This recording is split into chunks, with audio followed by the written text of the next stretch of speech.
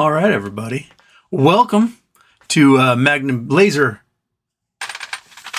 Magnum PI 2057. We're in the future. It's future Honolulu in here. I'm with my bump on the log. Good old Higgins, super futuristic, hyper intelligent, non-verbal manager of an estate. And I'm here to tell you the happy Halloween. So, I can't see shit. I can't even see. It's like super dark. I can't see anything. I'm at the wear my like regular glasses because I have no idea what's going on. Okay. All right. So here we are in the future. And the future's good. 2057. It's 35 years in the future. And all of us are dead from hookers and blow, basically. We had such a good time, VMOS. And what is Magnum PI, Lazer Magnum PI? Lazer Magnum PI is all about the short shorts, baby. Because that is how we make it so that our giblets are packed up just right inside of us. And if I try to slouch at all in these shorts, I feel as though my body's going to be cut in half. So, okay. Do you have anything to talk about, Monkey, right off the bat? You give me some side eye. Your camera's not working again. Oh, what the... All right, monkey cam's not working. She's giving side eye over here, right there. That's the monkey boy giving side eye. Yeah, you're looking at me. I see you. GME went 34 and then back down 28. Apparently, there was an article published last night around 7 p.m. saying that GameStop flew today and there was a halt in trading and a return back to where it was, which is exactly what happened, which is amazing how these things keep getting published like hours before they actually happen, as if somebody is dictating exactly how these plays are going to go. What else, monkey butt?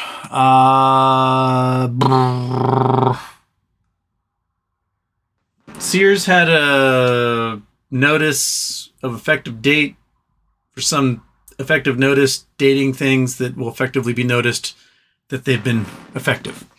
I have no idea what the document means. I read it and I was like, cool, effective date, October 29th. Now what? I don't know. So, Sears is doing his thing.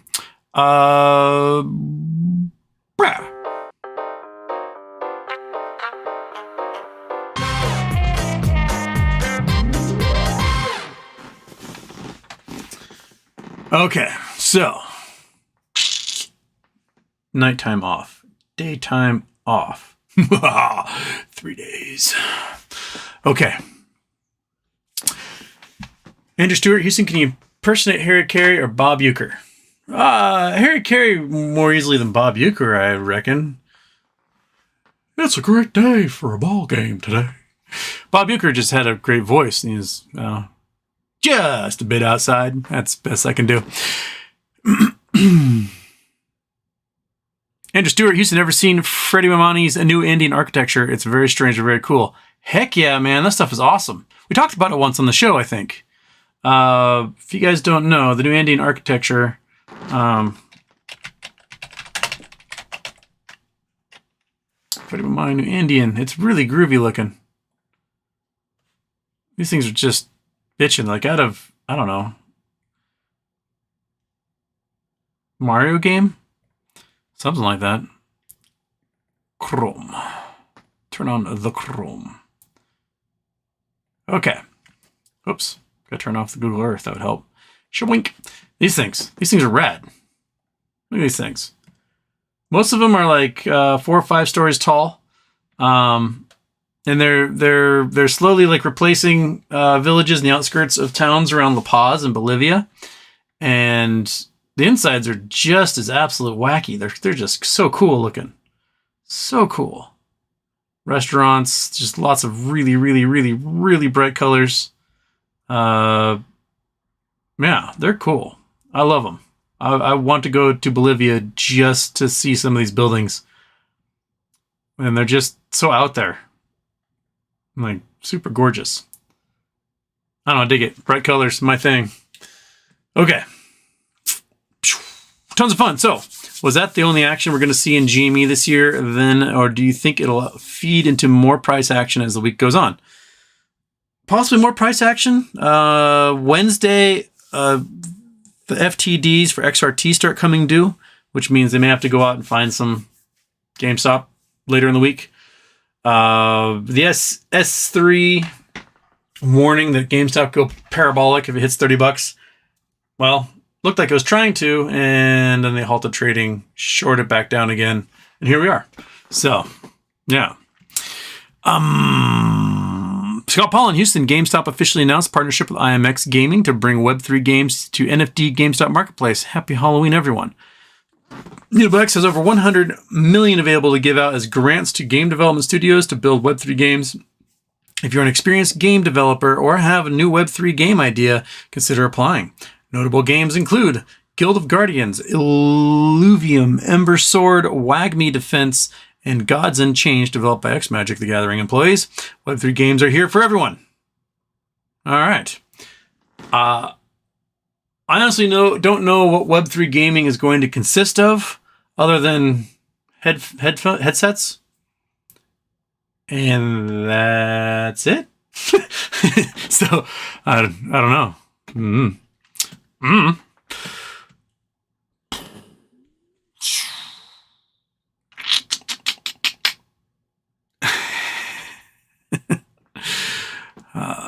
Houston, go to the gym. I do need to go to the gym. I've lost so much of my muscletude that I had gained this summer. I've been really bad the last month. It's been Houston not going to the gym. I need to get these A cups up there a bit more.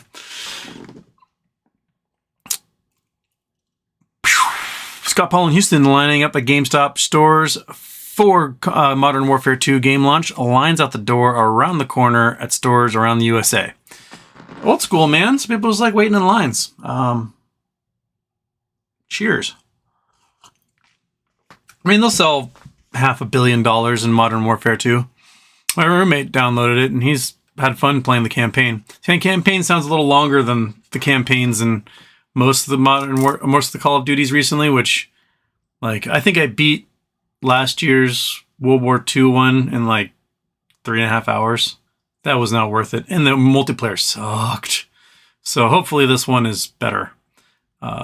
I do miss the days when you get a Call of Duty game and you can play that thing for like 30 hours before you finish the campaign. I think all video games should have big-ass campaigns like that. I also think they really need to open up making maps back to the public again.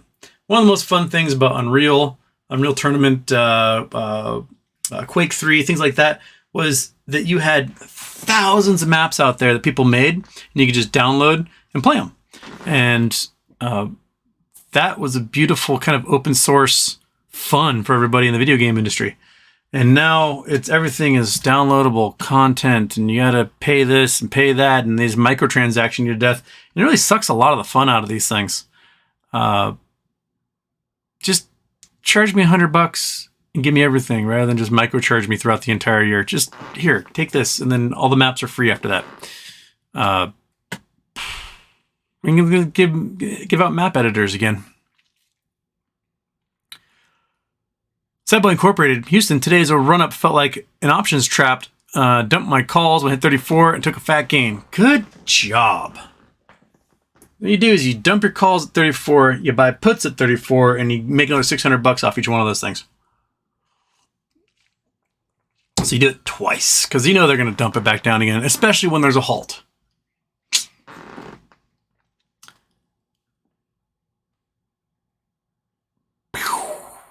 Scott Pollen looks like GameStop turnaround has been a success, and bankruptcy is absolutely impossible. Short funds are fucked. Yep.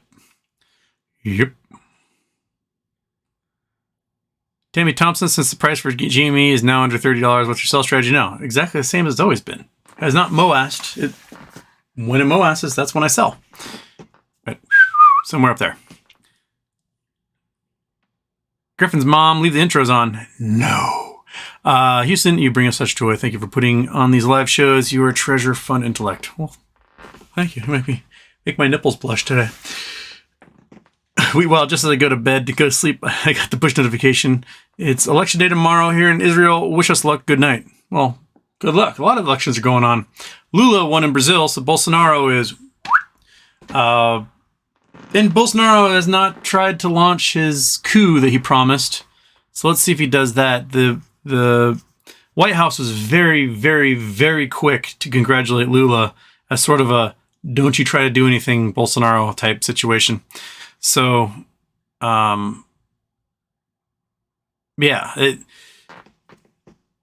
There you go. Congratulations, Lula. G-Font, damn it, Laser, the world wasn't built for Renegade Robot Cop Half Turbo Lover.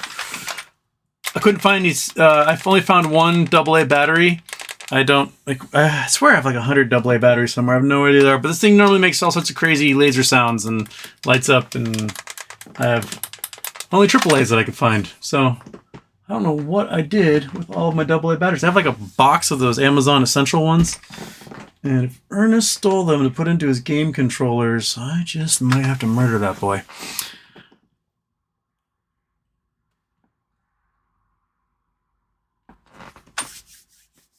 Owen Saunders, hey pal, after S1 approval, what if hedge funds refuse to close? Well, if a company like Acme gets their S1 approved and there's like a window, 10, 15 days or whatever, that everything must be closed in order for the stock to go private, because you can't have any synthetics shares out there, short positions on a private stock.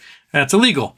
So if that were the case and they refuse to close, what happens is the brokers go, I don't care. I'm selling everything you have and we're closing these positions. And so that is the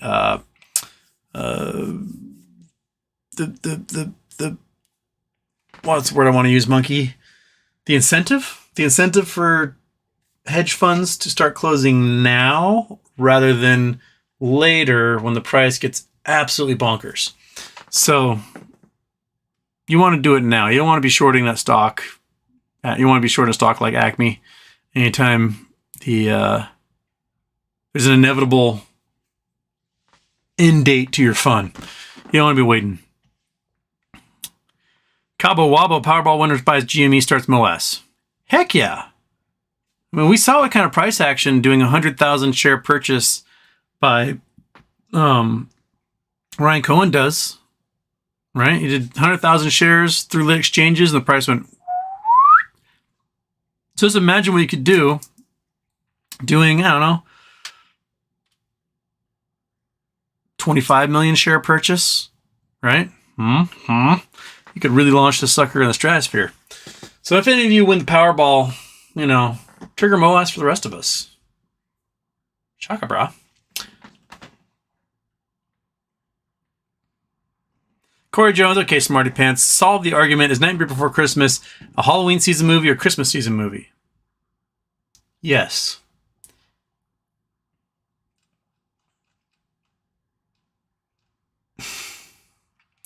Oh, Jam, Gil, everyone's here for Houston's sexy costume. You are here for my sexy costume. See, there's 273 of you right now who are like, I'll be seeing Houston's nipples through a mesh shirt for the next hour and 46 minutes. So, get your fill of laser nipples. Houston Slutty Nurse costume. I've never done a Slutty Nurse costume. But I've done Slutty Robin, Slutty Spider-Man, Slutty Jeff Gordon, Pleasurebot 9000, Slutty Roller Skate Diner Waitress,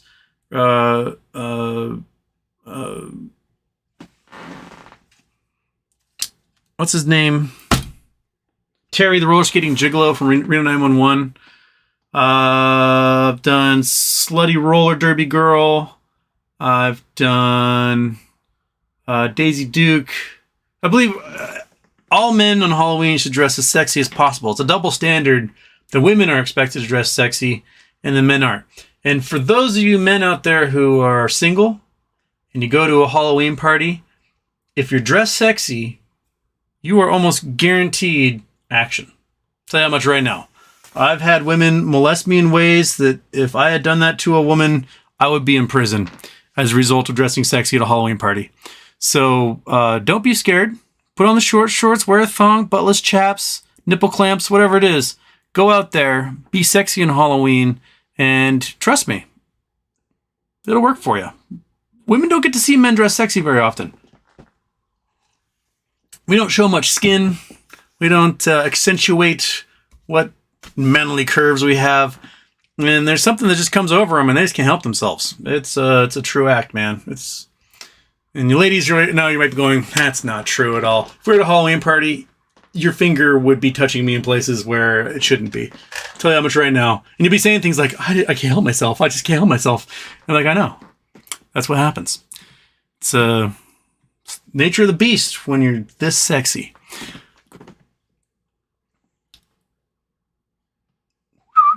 Or where are we? And this chat just reset again. Elon getting rid of bots so much better. So many more bots are on Twitter right now than have ever been. It's ridiculous.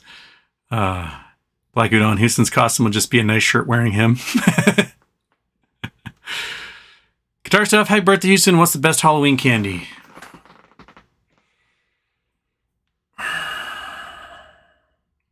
There's this generic dark chocolate peanut butter cup, and I have no idea what company it is, but they always show up at Rite Aid every year, and they kick the crap out of a Reese's peanut butter cup. They are amazing. And there's like no name on them. They're just like some generic brand like candy. And they're my favorite that shows up every year. Name brand candy, best Halloween candy.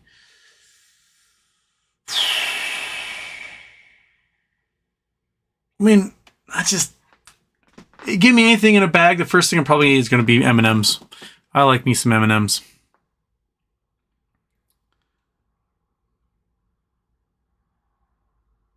Michael Harrow, Houston Powerball is $1 billion. Should we dump GME, AMC, MMTLP, and take our chances or get Citric help?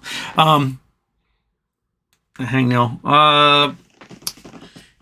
Here's something I've always wondered, and why a really rich billionaire hasn't done it yet, just as a sort of an exercise.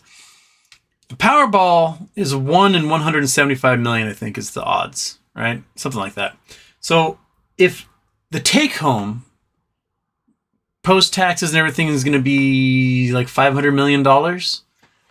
So what is to stop you from ordering every single solitary possible number combo from 1 to 175 million?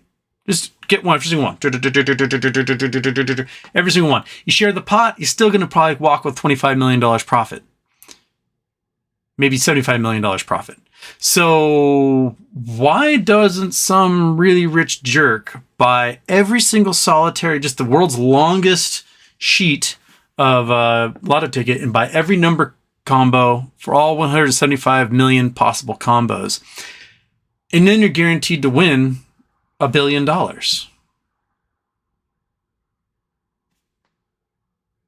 Why not? Why not set that for it as a business proposal to the bank? Hey, bank, could I borrow $300 million so I can get every single solitary combo and I can make profit off of that, please? The bank would be like, oh, yes, sign here. It'll be just a 30-day short loan. Pay us back when it's over. Set up an LLC that buys the ticket, and therefore it's capital gains that you're paying on that. Josh Pepels, Tennessee. Happy Chumbawamba, Ghoulie Snatch, Baby Ruth, Snicker grabbing, Fun Size looking, Sour Patch smelling, Smarties rejecting, Mesh Tidies, Yum Bear, Houston Wade. Now show me your moves. There you go. That made your knees weak, didn't it? All right. Iggy's at Costco. Well, Costco's a fun place to be on Halloween. Commandment. Happy birthday, Houston. I love your channel. Great to catch you live. Question. Would it be possible to build a huge railgun to get nuclear waste off the planet?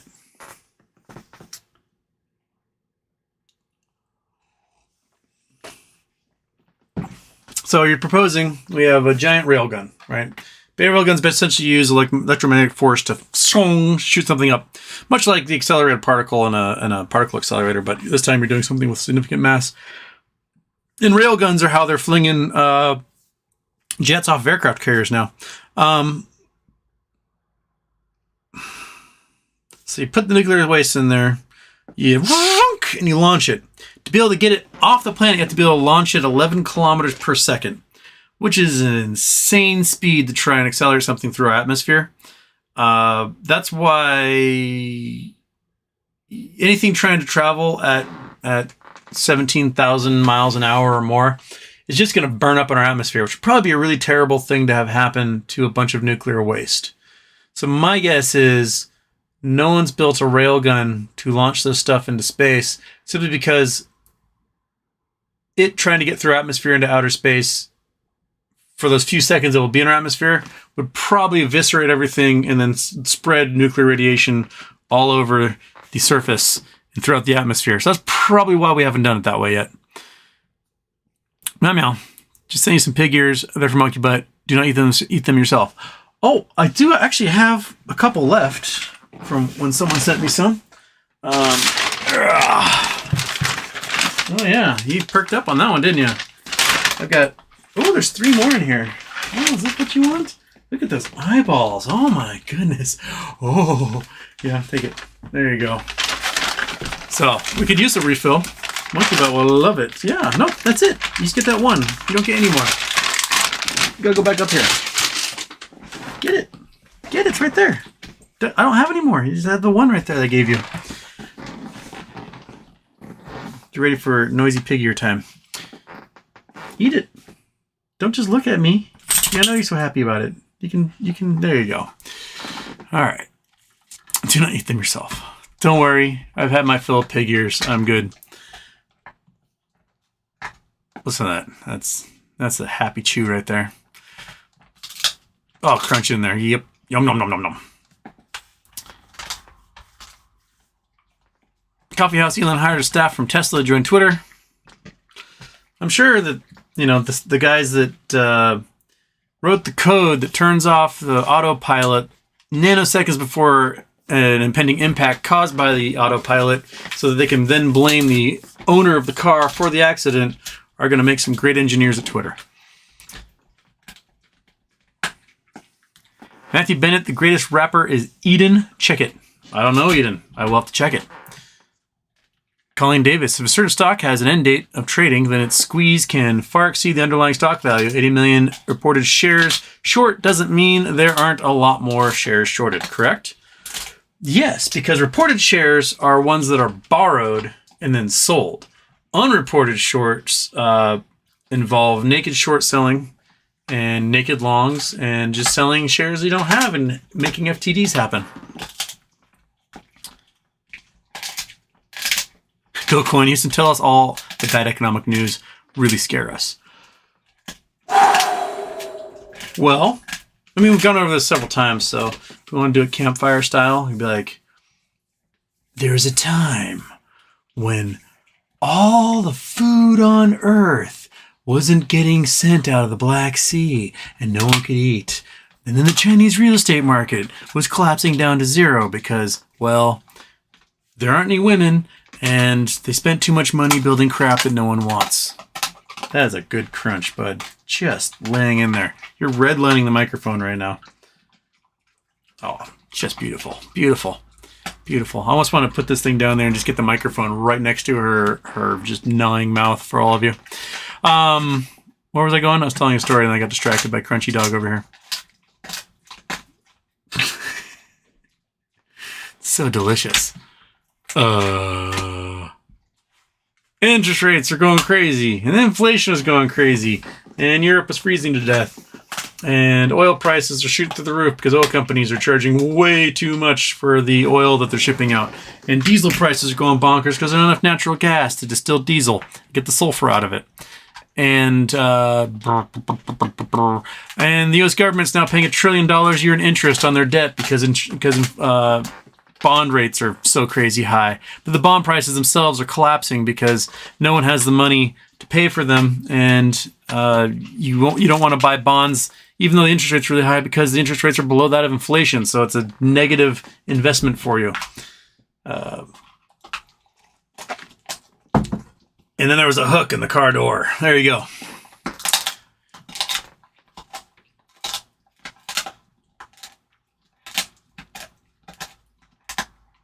Michael Harrow, Houston, rate your top 3 best Halloween treats and your top 3 worst.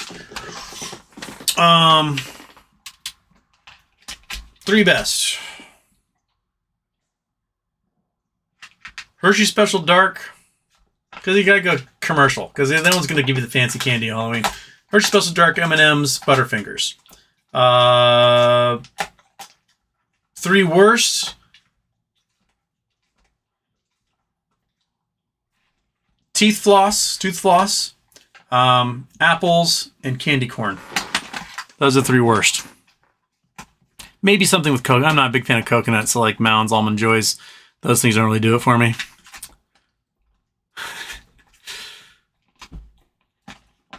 Joel Morrison, Houston, please tell me I'll be rich by December 5th. Joel Morrison, you'll be rich by December 5th. There you go. Wah. Purportedly stupid. Pursuant to that railgun question, could we use that centrifugal launcher you mentioned a while back to yeet waste into the sun? That would possibly work. You'd have to really put it inside of a container that was basically sealed with super thick steel or something that they could not get out, because that stuff's going to shake up like crazy. You're under incredible strains and pressures, and you got to swing it around. And solid waste is easier to swing around than liquid waste. So if you had any liquid waste in there, that stuff would just be sloshing, and the centrifuge would have a hard time dealing with it. But wonk, launch that sucker into space. That might work a little better than a railgun.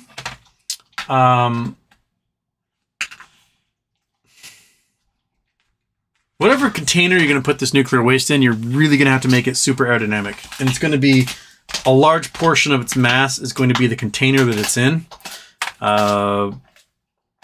Because it's going to get really hot instantaneously.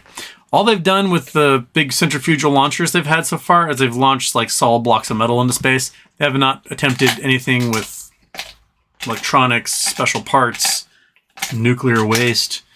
Normally,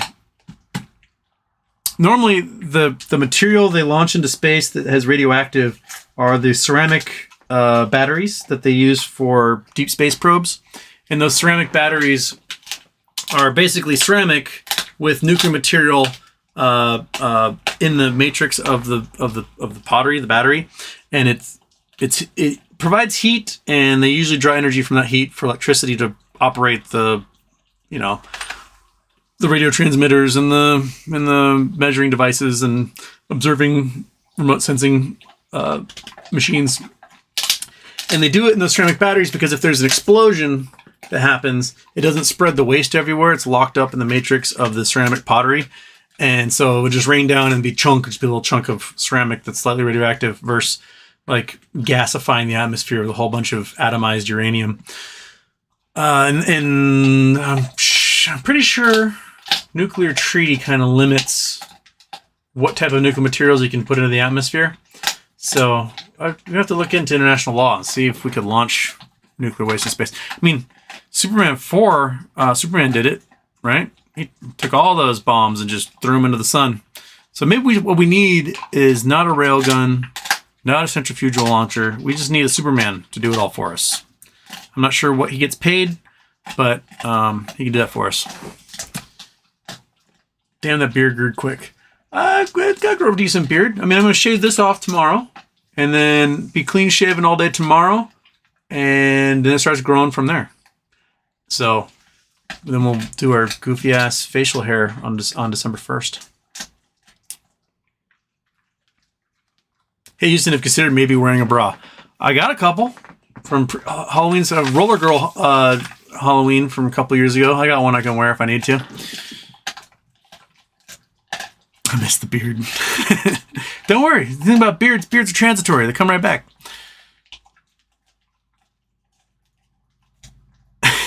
Robin Hood missed your last 3 episodes. Been a lot. But holy hell, seems like a lot. I lost a lot of action. Well, it's all right. You're here now. Pew, pew, pew, pew. The short shorts gotta rewind.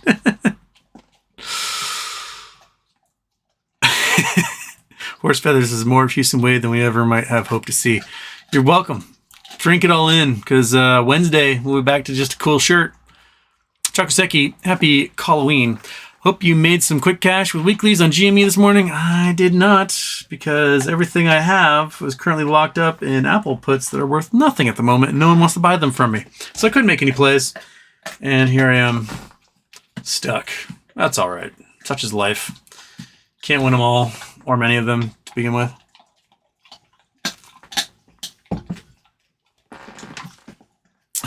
Mitch Whaley, it's my first live stream. What's going on? Welcome, Mitch. Welcome to the live show. Is it like the cross between the Terrible and Walter White outfit?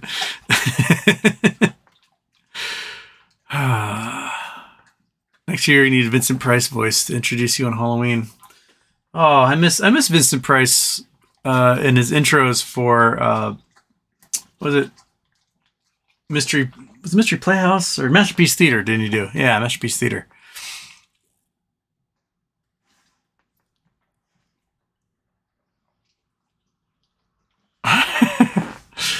Julianne, you love it.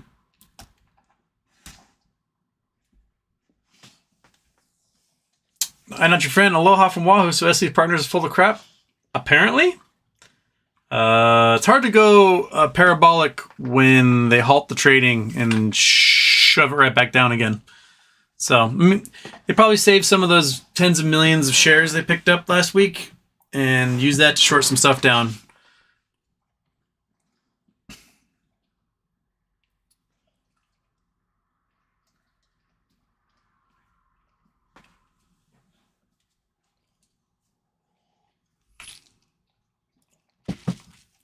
Jerry Diamond, Houston, if AMC is down 76% and APE is down 65% year to date, have you ever seen a company down 140% year to date before? And why didn't AMC or Tex data freak out? Well, that's not how the math works. You don't add the 76 to the 65. You actually average the two of them since they split apart from the same price, from the same shares.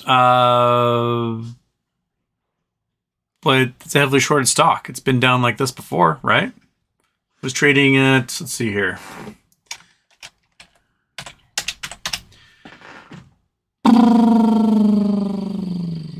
No,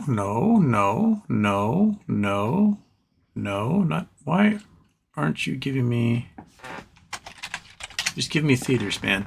There we go, okay. Max.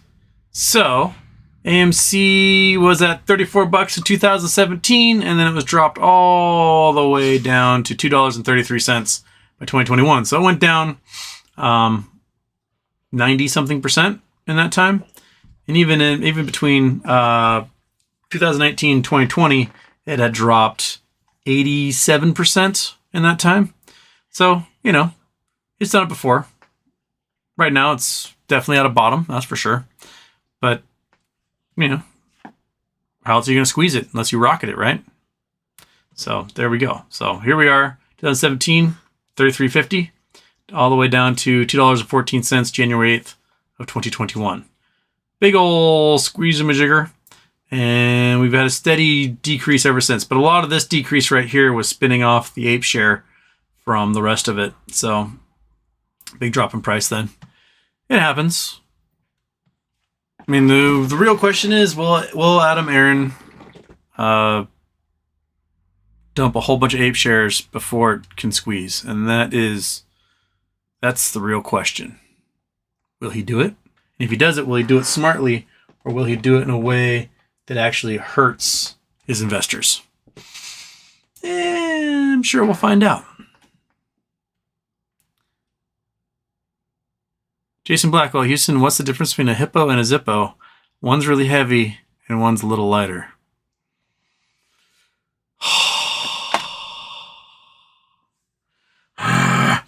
Thank you, Jason.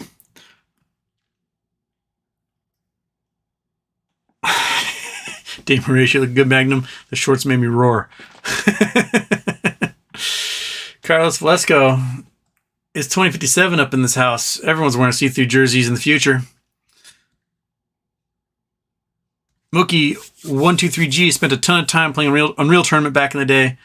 My college roommate was #1 in the world on Unreal Tournament.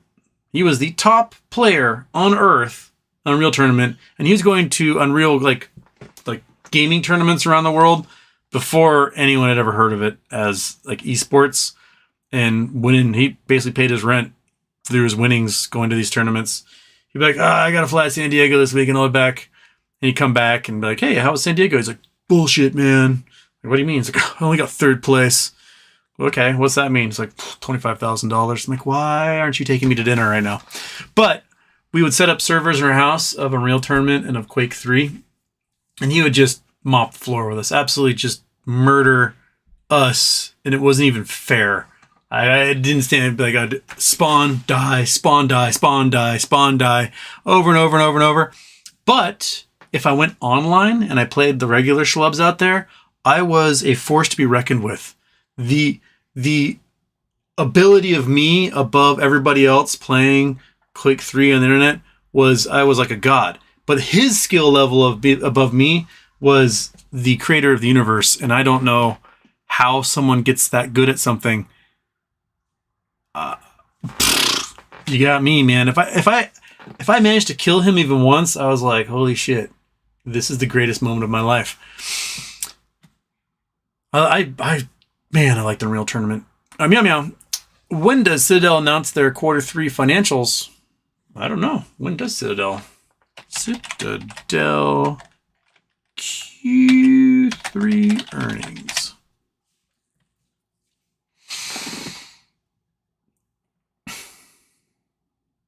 Come on.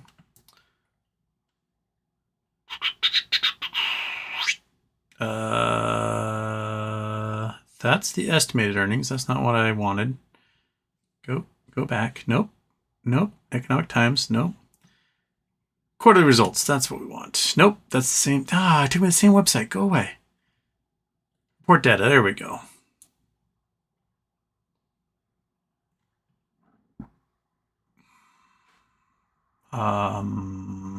Data is currently unavailable. Thank you, NASDAQ. That was really helpful. That's from April. That's from January of last year. I have no idea. No one's given me a date.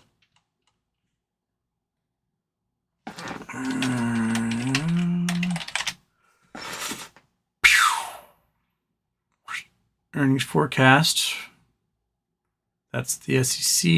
Nope, I have no idea. If anyone else knows, lend it to me because I have no clue. I can't find it in the Google search. I'm getting stuff from like the reports from the last year, but nothing else.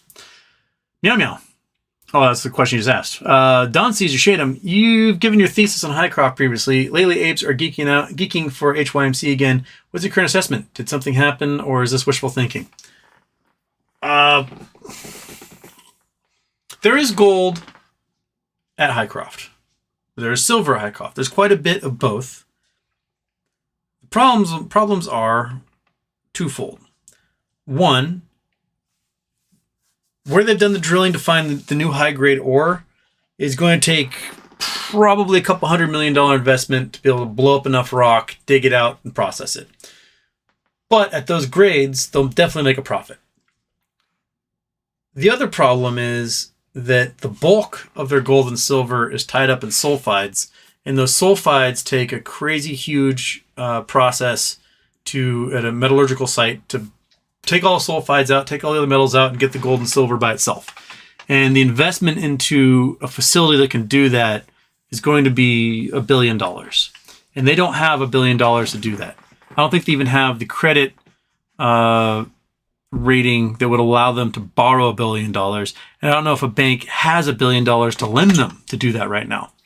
So their solution is probably going to be either take a gigantic investment from some sort of outside player who will then get to have like 51% of the company, or sell off boatloads of stock, dilute their float by hundreds of millions of shares, possibly 1 billion shares, and maybe get stuck into a debt spiral as a result of that.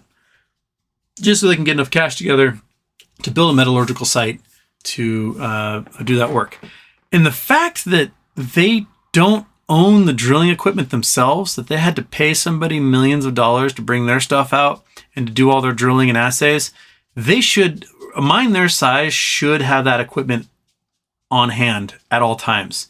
There should be drilling rigs, dozens of them at that facility. Because if you're looking at, open pitting, you're going to need to drill where you're going to open pit. If you're looking at having mine shafts sunk, you're going to have small drill rigs to figure out where to take the turns in the mine shaft.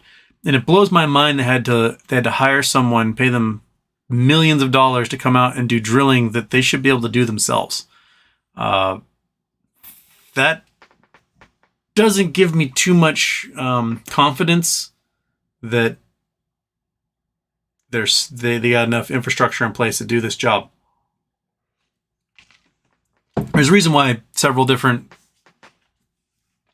having a stroke. Several different iterations of their company has gone bankrupt and then started back up new again with a whole new process, issuing shares, and then they go bankrupt and they start up all new again, issuing a whole other set of shares. They really need to step up their game, and the only way they can step up their game is to start blowing shit up, start processing rock, and they don't really have the equipment to do much of that at the moment. They're doing $5 million a quarter in gold, something like that, which is, I would like to have $5 million gold mine. That'd be great.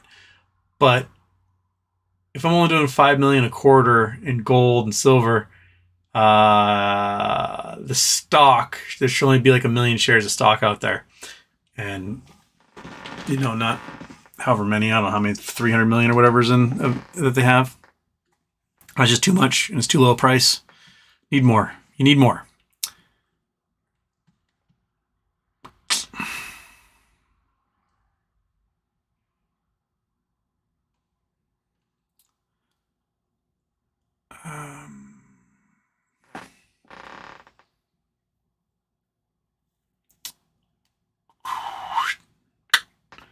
Where are we? 443.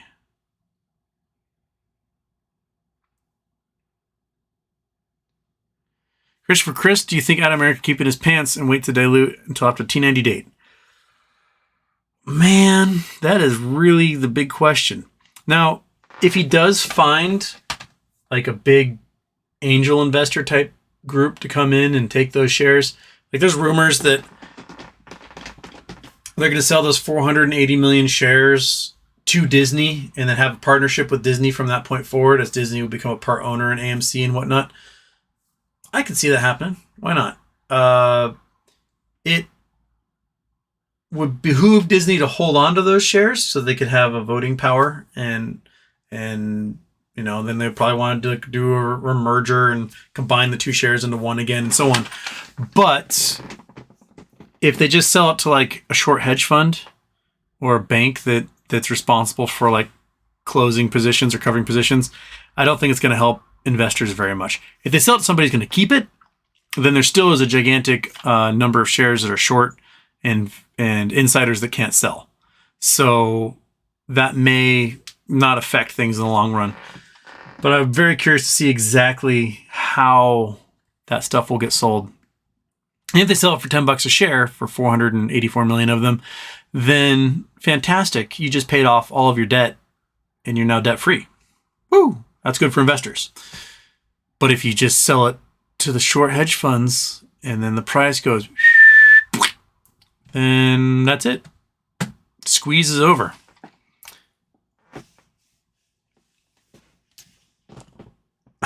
Artemis just tuned in. Went back to the beginning. I'm dying with that costume. The shorts are just insane. Well, all shorts are insane.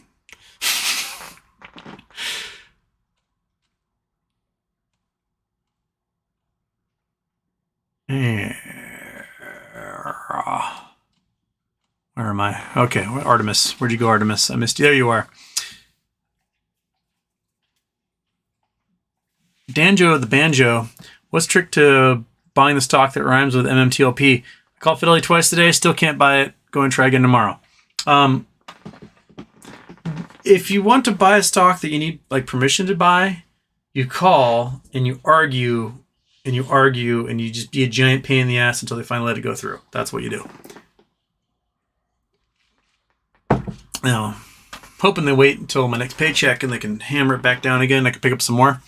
But, you know, I'd rather buy it. I mean, buying $1.40 is so much better than buying it $7, isn't it? Steve Cohen, is that you? What's your gaming? Nice costume, straight, but damn, I can admire good looking dude. Hey, you know what? My Halloween costumes normally make people question themselves, so it's all right. It's all right indeed.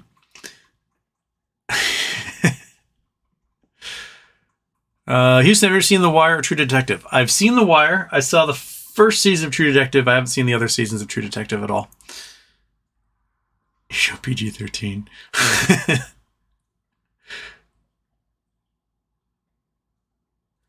Big ass Mexican. Let's go Acme. If there was such a company, I bought 33 of that. There you go. Acme, $1,000 plus a share. Why not? Right? I was imagining that if you had a company like Acme, you got a float that's like $30 to $60 million, right? 30, 60 million shares. And you've got two investors alone who together own like 31 million shares. And let's say they on their like WhatsApp channel announced that they would sell, of their 30 million shares, they'd sell like 100,000 shares at $75 to be able to recoup their investment, and that they were going to hold the rest until it was above $300 a share. Then that would sort of suggest that the two whales who own a whole bunch of that stock, Acme, could quite possibly drive the price into the stratosphere as long as everybody else kind of held on as well, right? Just hold on. Just hold on. Why? Because, you know, if there's a potential for a dividend, and that dividend is significant, and the dividend is, you know, 20, 30 times whatever you paid, 60 times whatever you paid to get in, then you don't have much incentive to sell without the price being absolutely just disconnected from reality. So if a company like Acme goes private, forces a short squeeze, and everyone just holds on for dear life until it just gets silly, then you know what? They have no other option. They're going to have to purchase at silly prices. So let's just be silly willies and hold on real tight.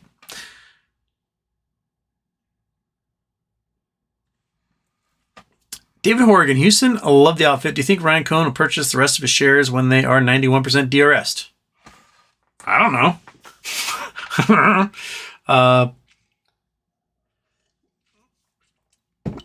What is the DRS percentage now? I just totally inhale my water.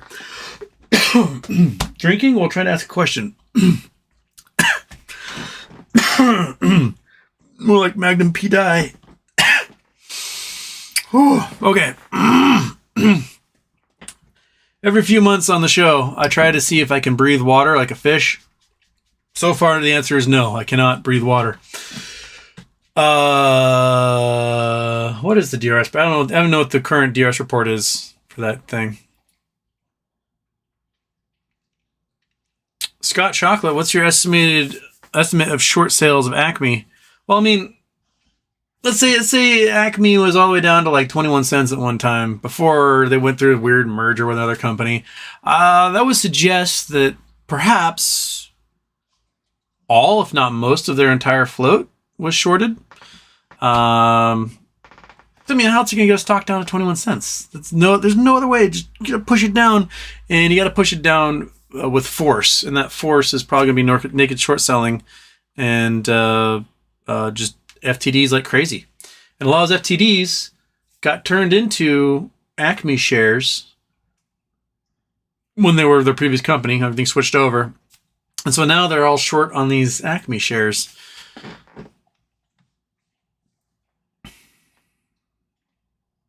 Damn it, Lazer, your job is to guard your ski team, not impregnate them all. Just shooting my shot, Sarge.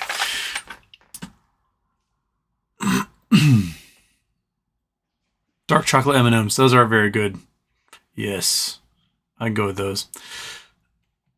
If you're thinking Rick Jones, what's up, Houston? Long time no see. Well, I mean, You're seeing a lot more of me today than usual. Oh, J-Dog. 1 to 229 million are the odds. Okay. Maybe it was Mega Millions. It's 1 to 175. Whatever it is, I bought 2 tickets because it's entertainment expense, right? Just like what MOAS is at this point. You buy your stocks and then you think. You're like, oh, what would I do if all of a sudden I found myself $1 billion winner of the Powerball? Well, I do this and I do that and I donate money here and I invest in that thing and I would take this trip. And you just play pretend in your brain for a while, and for $4, give yourself an hour worth of entertainment. Just don't spend like $1 gajillion on it unless you're buying every single solitary, all 229 million possible combinations.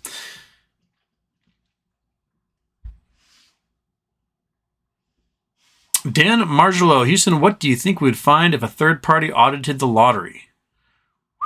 I think it would depend on which lottery it is.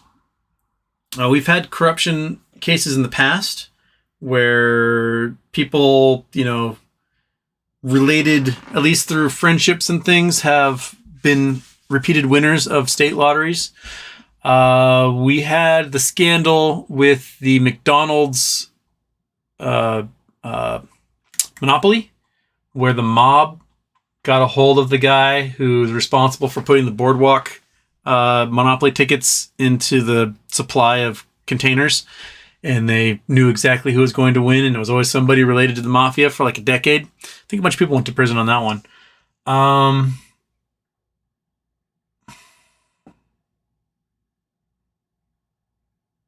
I'd be very curious. I'd be very curious to see that stuff. It always does seem to be quite often that it is like a real random Joe who wins. I'm also very curious because the winners seem to come from certain states more often than others, regardless of the population of those states, which that either tells me that you either have more lottery players per capita in those states or people with just better luck. I don't know. It's weird. It's weird how it doesn't necessarily seem to align with population density. Flight Guy 99 came here for science of stock. Didn't know Daisy Dukes and see-through shirts were on the menu. Hey, once a year, my friend. Once a year, I give the audience what they really want. I don't see Jimmy D in the comments right now, probably because he can't use either of his hands. He just is just working away. He's working hard, and I'm sure that we'll get an exhausted post-nut clarity from Jimmy D later.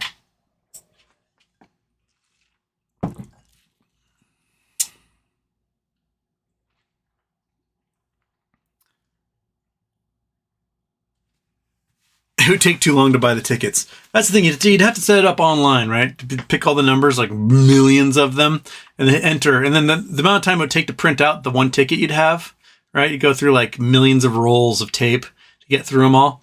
The logistics of it would be pretty gnarly. And then J-Dog says logistics make it difficult when the drawing happens every 48 to 72 hours. Yeah. To have a forensic accountant go through and judge all that would be pretty difficult. Glad I was sitting down for those dance moves.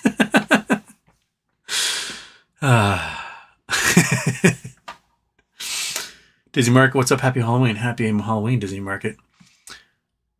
What is his costume? I'm the third reboot of Magnum PI. Magnum PI 2057. Pew-pew. Hawaii in 2057 is floating in the clouds above Earth. And we're in a flying Ferrari. A flyari, if you will. Thomas Magnum was from Detroit. He was a big Tigers fan.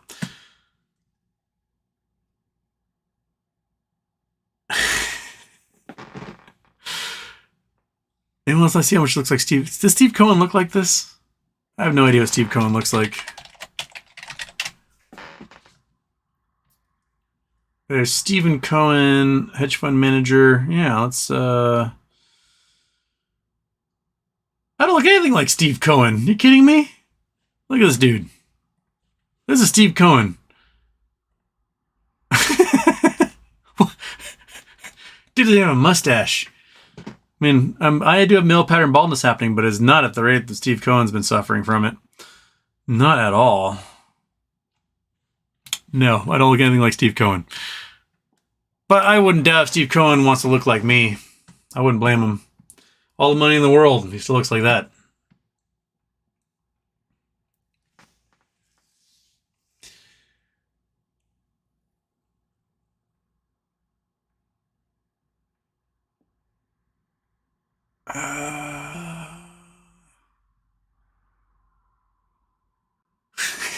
Jersey's giving me advice to use AAA batteries, a bunch of aluminum foil to make the connections.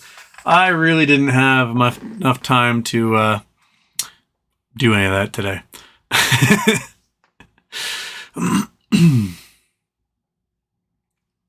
Michael Harrow, Houston, everyone says get out of ISDA banks and use a credit union instead. I just saw a commercial for Citadel Credit Union. Would you risk it? I wouldn't doubt if Citadel Credit Union is a completely different company and not related at all to Citadel everything else. But you can get out of ISDA banks if you want. We're insured in the U.S., so we got insurance. We're fine. If the bank goes belly up, your account just goes to another bank and you just become a customer of another bank. But banks in general are just kind of a bunch of jerks who want to overcharge you for things. So why not join a credit union? I mean, if you're going to get an auto loan, then you go to a bank for an auto loan. And right now you have like an 830, 850 credit score, like absolutely just immaculate credit score. The best you're going to do is like an 8% auto loan. You go to a credit union, you'll be like 3.99. So you can save yourself a boatload of cash by being a member of a credit union if you need to do loans for a home or a car or anything right now. So.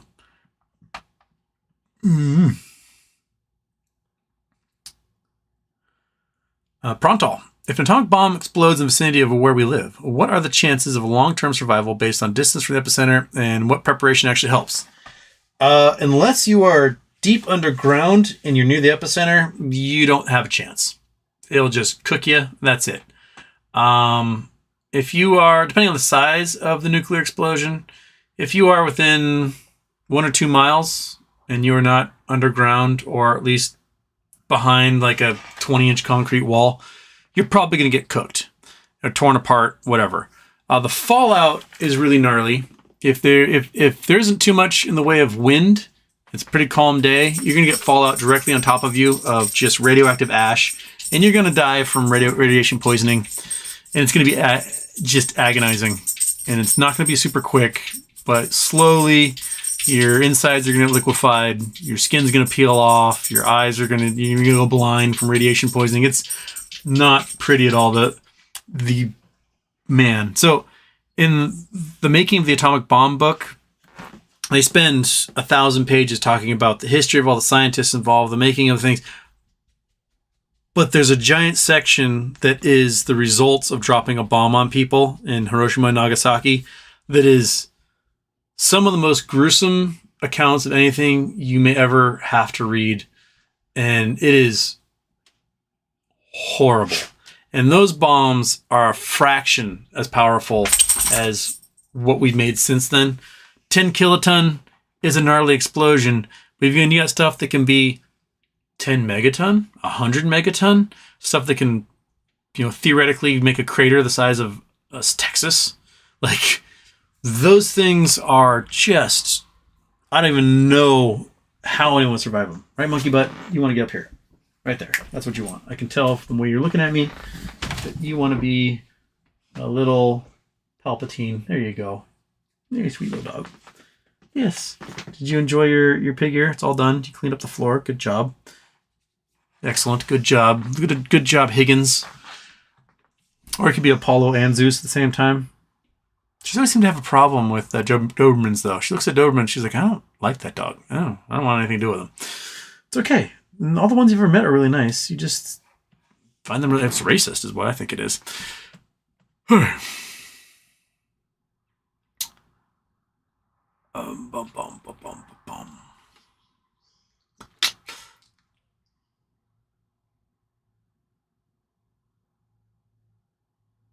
And just to your Houston question, how badass is Queen of Stone Age's answer?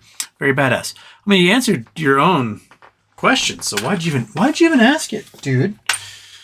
I do enjoy Queens of the Stone Age. I enjoy Queens of the Stone Age more than I enjoy the Foo Fighters. I don't enjoy the Foo Fighters that much. I like Dave Grohl. He's made some... Probot is amazing. If you guys ever had a chance to listen to Probot, which is a band-ish that Dave Grohl put together and put different famous metal singers in front of each band, each song. Probot's amazing.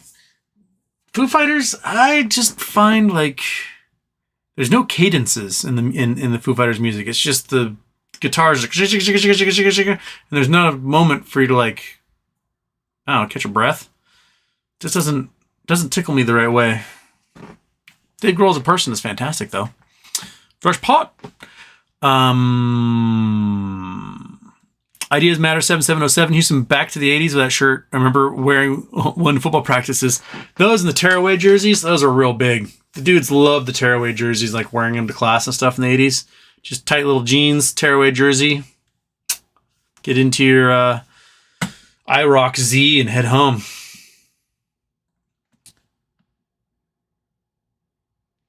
Street, Houston, how would we know if the Hedgies have an ape for every short share, including synthetics, when T90 for ape hits? The price wouldn't do anything, I guess. That means they can cover or close their positions on all of that. So why wouldn't they, right?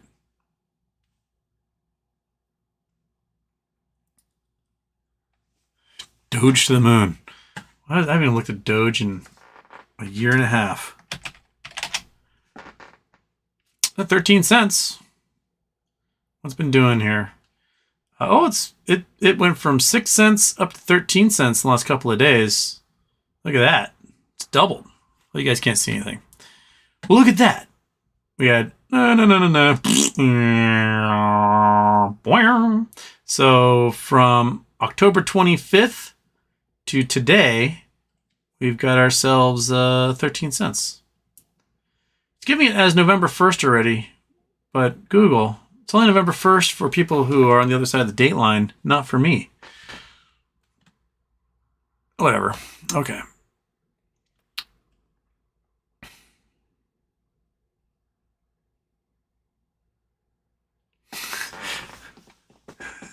Commandment, not sure about US, but let me tell you, Magnum is still part of TV in Germany. There is a Magnum reboot. I have not seen it at all. I kind of almost don't want to look at the new Magnum PI, mainly because they got a short dude to play Magnum, and the entire point of Magnum is that he's kind of a tall, gangly guy like me, and that's who I identify with. It's tall, gangly Magnum.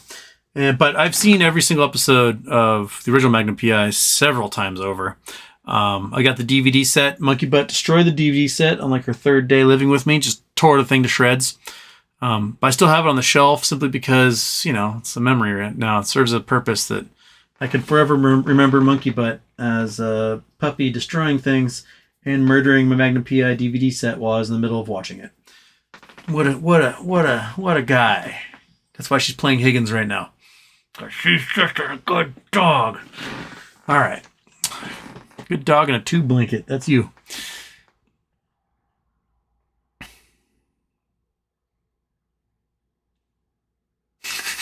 You also look like a fisherman who got lost at a baseball game. I'm a Vietnam vet, former Navy intelligence officer. Lazer Magnum PI.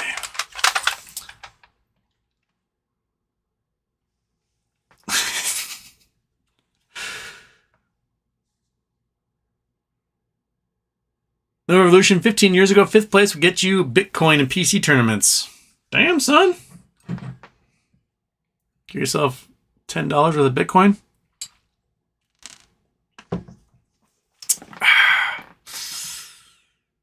I had a friend tell me the other day that he's one of those people who lost a laptop with like 500 Bitcoin on it. No idea where it is, what he did with it. Just gone. He got it all like $1. Let's put it on this hard drive, this hard wallet, and doesn't know where it is. I have not a clue. There's still that guy looking through the garbage dump in the UK, right? Who had lost like $1 billion in Bitcoin on some laptop hard drive, and he's been like digging through the dump ever since, trying to find it. I'd like that to be your job. Looking for a soggy, wet, broken hard drive that possibly has some data you can pull off of it and has $1 billion in Bitcoin. That's a mining job I do not want.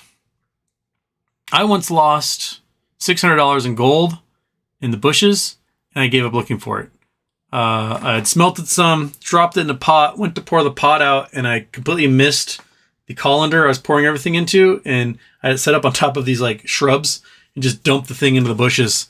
I dug, I pulled up bushes, I could not find the thing. To this day, somewhere next to my house is probably $600 ingot of gold, or blob of gold at this point. Don't know where it is. It's gone.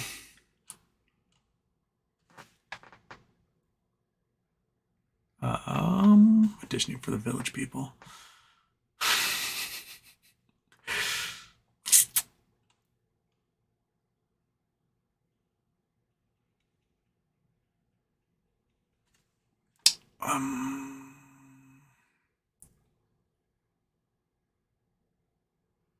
Phil Bill, it seems to me the SEC is deliberately dragging Acme's S1 approval.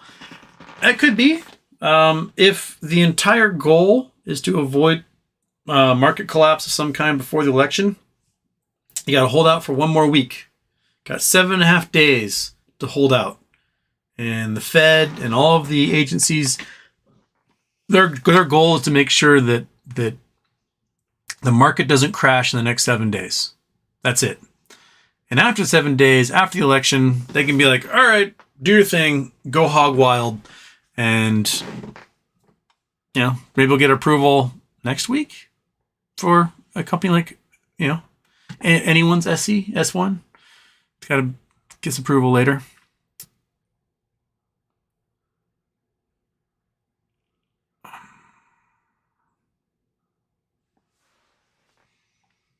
Entre Français. They might as well announce them 11/8 with AMC since they're controlling the price anyway. Yeah, AMC and Disney both have their earnings next Tuesday. It's weird that you'd pick election day to do your earnings. Seems like you'd want to do it before or after just so that people are paying attention. Because everyone's going to be sitting in front of their TVs watching election results come in. I don't know.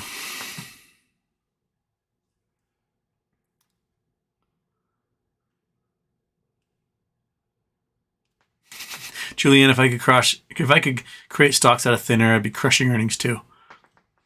Yep. You look at their earnings, and then come January, they'll be like $100 billion in securities sold but not yet delivered. You're like, oh, so you owe $100 billion in securities that you sold didn't deliver. That's what it really comes down to. But that'll be in their yearly report come January, February, somewhere in there.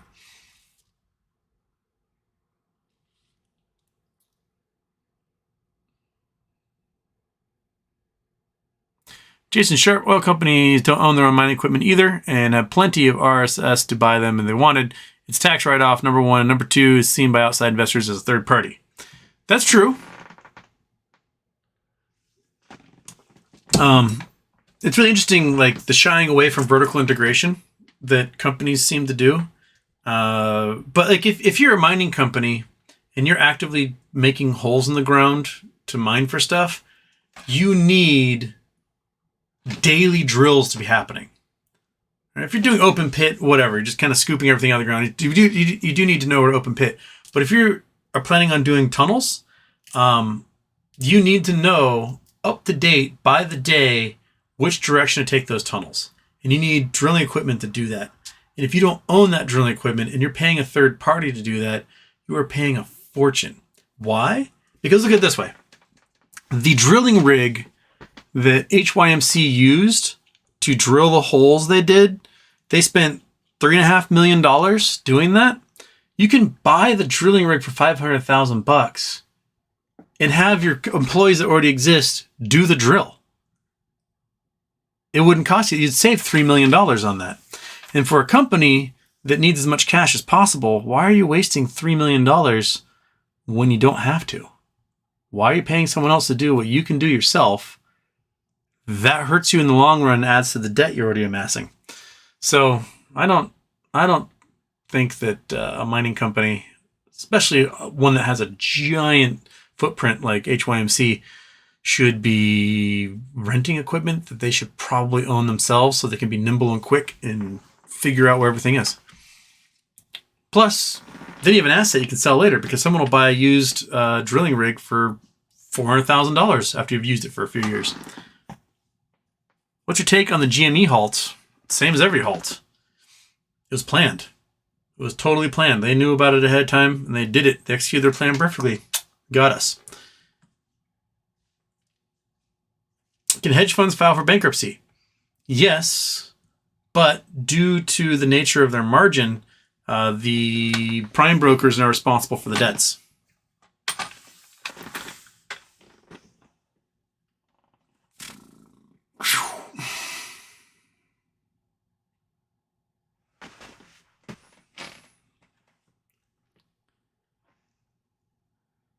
Stevie, Houston aren't hedgies and shorts panicking about AMC clearing the majority of its debt with offering Ape by Citi?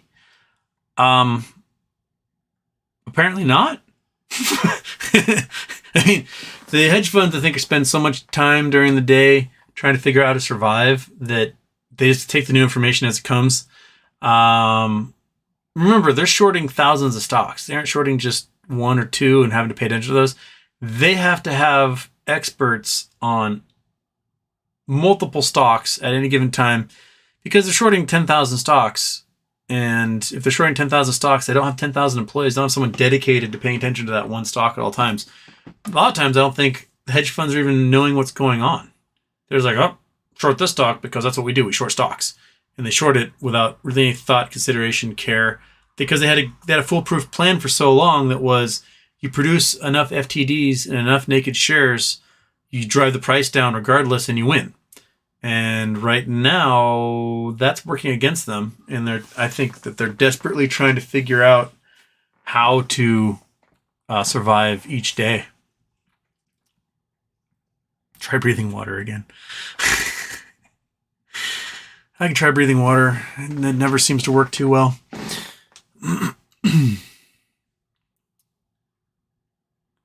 Chlamydia. Hey, I got asked this question by a 9-year-old. When 9-year-olds are asking about chlamydia, that's a really, really big moment for them. Love your feedback. Where do you draw the line between a shart and legitimately pooing your pants? I think it's a volume thing. So, I mean, if you are someone who hasn't sharted themselves in adulthood, it's a surprise. You're like, poot! And immediately your brain goes, that wasn't right. My life is over. I need to figure out a way to just curl up and die wherever I am. And if you're lucky, you're by yourself. If you're unlucky, things can go haywire in a hurry. Short story. June of last year, Monkey Butt and I go on an adventure. We go on an adventure to film enough footage for a little promo video to do our ill-fated treasure hunt. And Monkey Butt, I'm trying to tell a story, and you're licking your hoo-ha. Come here. Just pay attention to my story. Okay. And we're driving, go through the Oregon Gorge, the Columbia Gorge. We hop over to Hood River because we're going to go out to the Oregon Outback for a while. And that night, it's like 8 p.m. I'm like, well, you know what? It's getting late. I don't feel like making any food. There's Taco Bell. Boom. Taco Belled it up with some Supreme burritos and maybe a couple of tacos. And then we go camping out in the desert in just outside Bend. And we have a great evening. Wonderful night in the desert. Wake up, head into Bend. I'm like, pancake breakfast. Let's find a pancake shop, find this mom and pop pancake shop. And while waiting for my pancakes to arrive, I shit myself. I sharted myself. I shouldn't say I shit myself. I sharted myself. It was highly embarrassing. I was sitting outside on the patio, and luckily I was the only person out in the patio. So I raced back to the truck. I got enough clothing, wrapped a sweatshirt on myself, and then ran inside the restaurant and did my cleanup in their bathroom, and then came back out again and just threw away my clothes in the trash can. Because I was like, I'm not carrying this with me. Those shorts and those underoos are gone forever. Monkey Butt had to hang outside the table wondering where the hell I was for 15 minutes while I was I haven't had Taco Bell since. I don't know if I can ever again. I've heard stories about this happening to people, but no, it really. And here's the thing that was the worst part about it is we all know that when we pack for a trip, we're like, oh, we're going to be gone for 10 days. So we pack like 30 pairs of underwear because what if I shit myself every 15 minutes while we're gone? I need underwear because I can't do laundry. I literally thought to myself while packing for this trip, I'm like, okay, I'll be gone about 2 weeks, 14 pairs of underwear. I normally put in like 25 pairs just in case. And I'm like, you know what? No, I am not. I've never shit myself. It never happens. It's not going to happen. I'm going to pack exactly as much underwear as I need. And the first thing that happened was I shit myself day one. So when in doubt, pack way more underwear than you think you'll ever need. And that way you won't shit yourself when you're on vacation. The moment you don't have enough underwear, that's what's going to happen. That's just the way the universe works. So take that lesson to heart. We sometimes have to learn these ones the hard way. And I had to learn that for myself. So I will pack an entire rolling suitcase of just fresh underwear so that I don't have to suffer that embarrassment ever again. So there you go. So anyways, the difference between the two, I do think is a volume. Like the shirt is unexpected, right? You're like, oh my goodness, that's bad. Pooing yourself is literally like a diaper load. It's just a chunk. And it's just, why did you do that? And I think there's probably two answers. One, it just came. And then you had no choice. And two, you probably were drinking too much the night before and weren't awake for it. And your body's just like, you know what? I'm sick of this. Hrunk. So that's another lesson. Don't drink too much. Don't drink so much that you end up pooing your pants.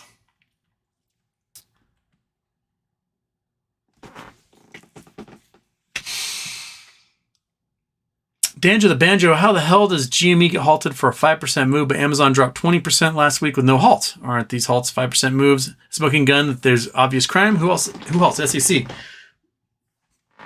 There's only halts during trading hours. Amazon went down 20% in after hours, and it's no holds barred. Mom isn't watching. We are lost Lord of the Flies. Do whatever you want in after hours. You can short, you can do anything. As long as there's buyers for it, it's woohoo, Yosemite Sam time. So that's why they were able to drop it 20%, because it happened all after hours. Tampa Bay Buckeye. Hey, Houston. How about them halts today? Will California Calaveras Hayward fault link us to build a major earthquake over 6.5? Possible. It could be that this one was a foreshock. It's been a while since we had a decent-sized earthquake in the Bay Area. But if we're going by cycles, it was in 1909, 1989. So we might have several decades left before we get a regular cycle of a large earthquake in the Bay Area. But, you never know. You never know what's going on there. That sure hurts me.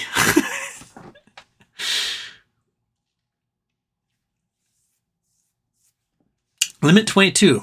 Let us say you win the lotto and took care of personal things in life. Plenty to live off of and a few $100 million to give traditionally, or Moash trigger. Which has more impact?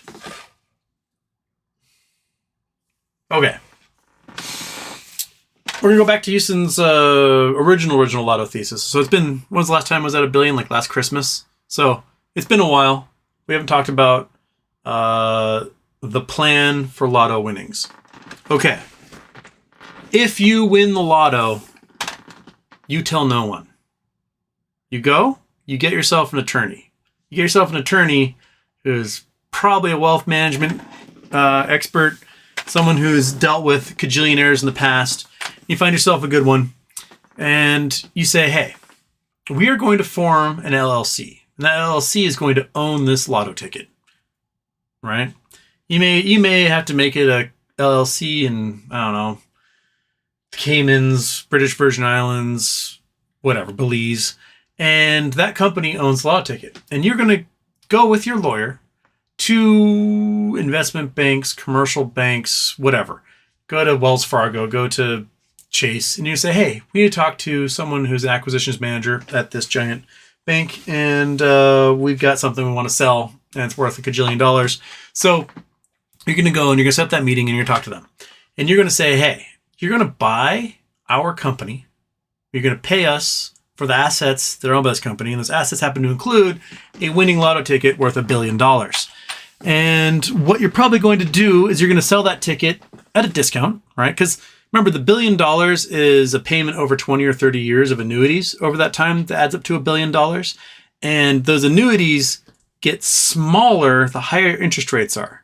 I should say the lump sum gets smaller the higher interest rates are. When interest rates are really low, the lump sum can be very large, because what they do is they say, okay, how much money will we need to put in an account that was invested in like municipal and federal bonds, right? And how much money to put in there that over the next 20 or 30 years in interest payments, it would finally come out to $1 billion. So if interest rates are at 6%, that amount is much smaller than if interest rates are at 1%, right? So if it's at 1%, you need a huge amount of cash to be able to get to $1 billion over 20 years. If interest rates are at 6%, you need a much smaller amount of cash to get to that same amount. So you were going to say to the bank, like, hey, we can treat this like a 30-year mortgage. Let's say it's a $600 million mortgage over 30 years. Then you just take the ticket and to give me $600 million and we're cool. And then you pay your capital gains on whatever it is that you sold your company for. Bump, done. You can have them sign NDA saying they can't announce who they bought from and what was sold because private company and so on. And that's a great way to win the lotto. And the only person who knows has lawyer-client confidentiality.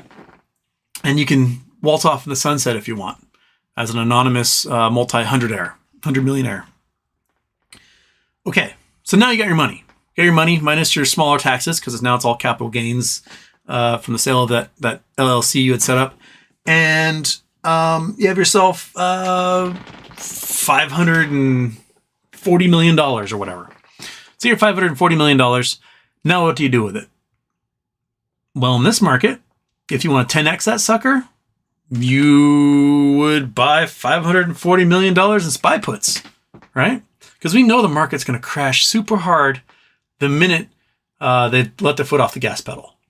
And I can see the SPY dropping $100, right? That's $10,000 profit on every single solitary SPY put if you buy it just out of the money, correct? So you just 10x your money. You just went from $540 million to $5.4 billion. Now you're a billionaire. 3 comma club by like April. Cool.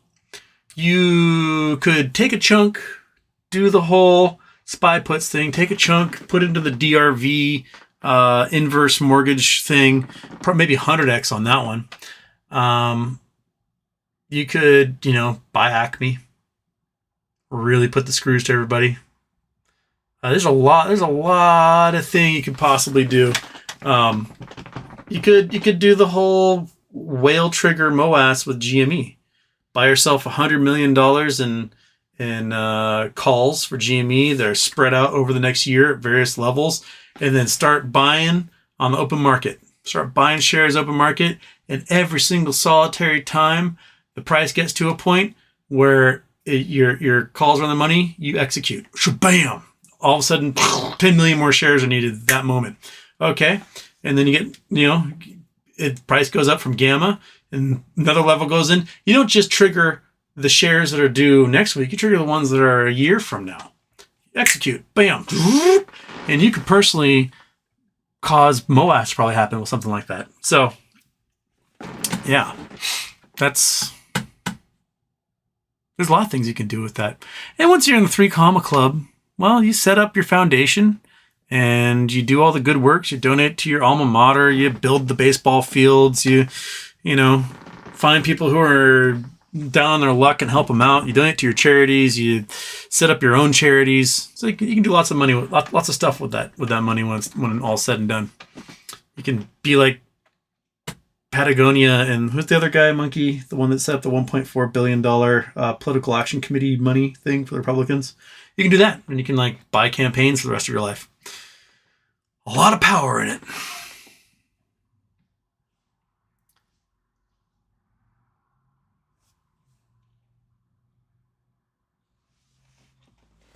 Dragon, Elon Musk buys Twitter finally. Houston, what is the future of Twitter fairing the president and more people from Twitter?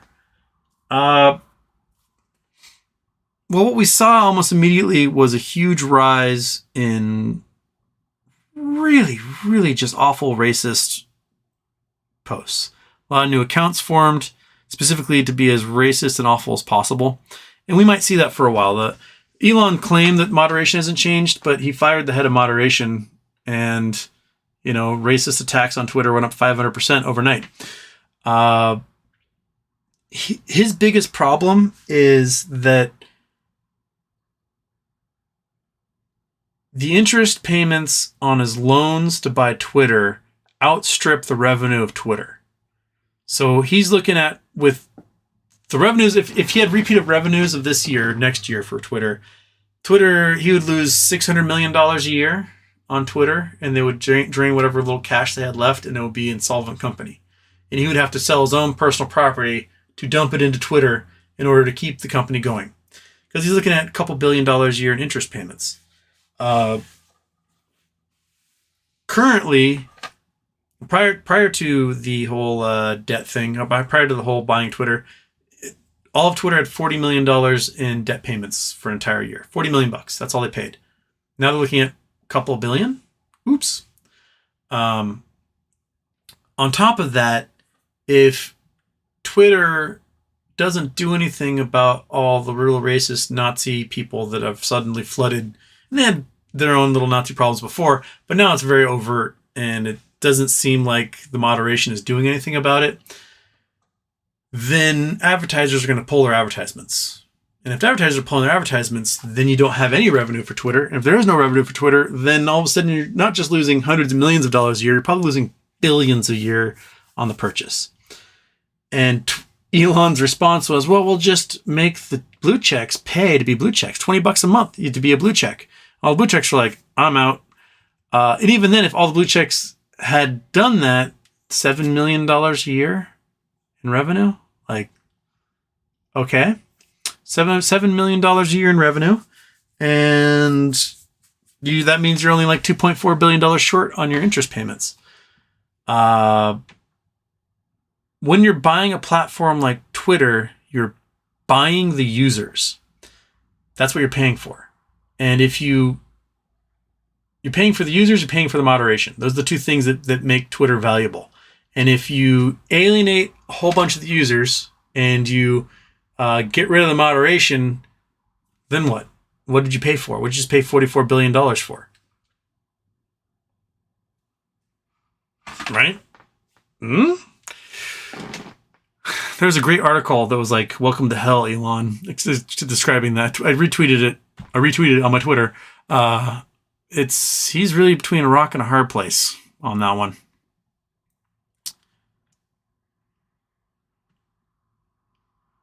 Mitch Wiley, I've been a Bugs Bunny for nearly 2 years. Like for Halloween, or just Bugs Bunny in general, like as a furry or something. That is an important distinction that you've kind of left out there that kind of makes it open-ended there, Mitch, as to what you mean by being Bugs Bunny for 2 years.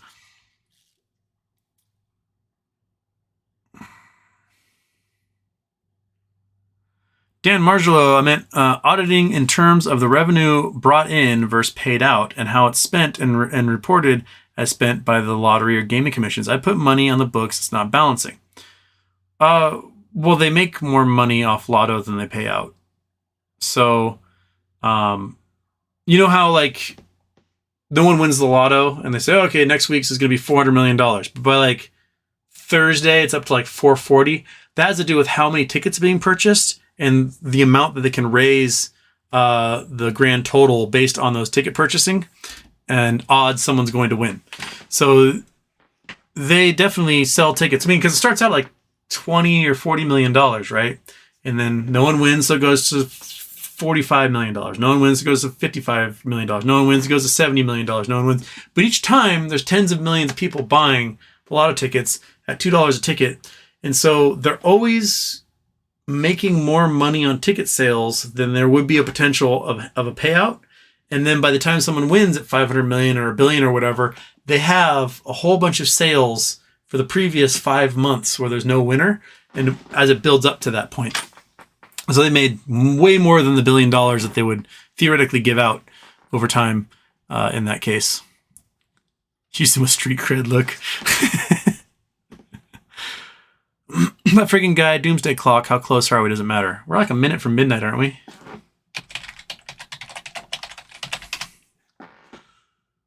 Doomsday Clock. 100 seconds to midnight. So we're less than 2 minutes to midnight right now. Pretty darn close. Pretty darn close there. So 100 seconds to midnight is where we are. No, I don't want to be in your newsletter. We're close. D'Angelo Banjo, Houston, shouldn't UVXY and SQQQQ be on the move? I want to buy, but there's so much crime on Wall Street. They probably will keep it from rocketing like it should be. That's the weird thing, is that they should have moved already, and they're not. We have dramatic days on the market, and they're like, eh. It's very weird that the inverse... and they react when the market goes up. The market goes up, and they get hit really hard. But when the market crashes, you know, a percentage point or two in a single day, a little fart. That's about it.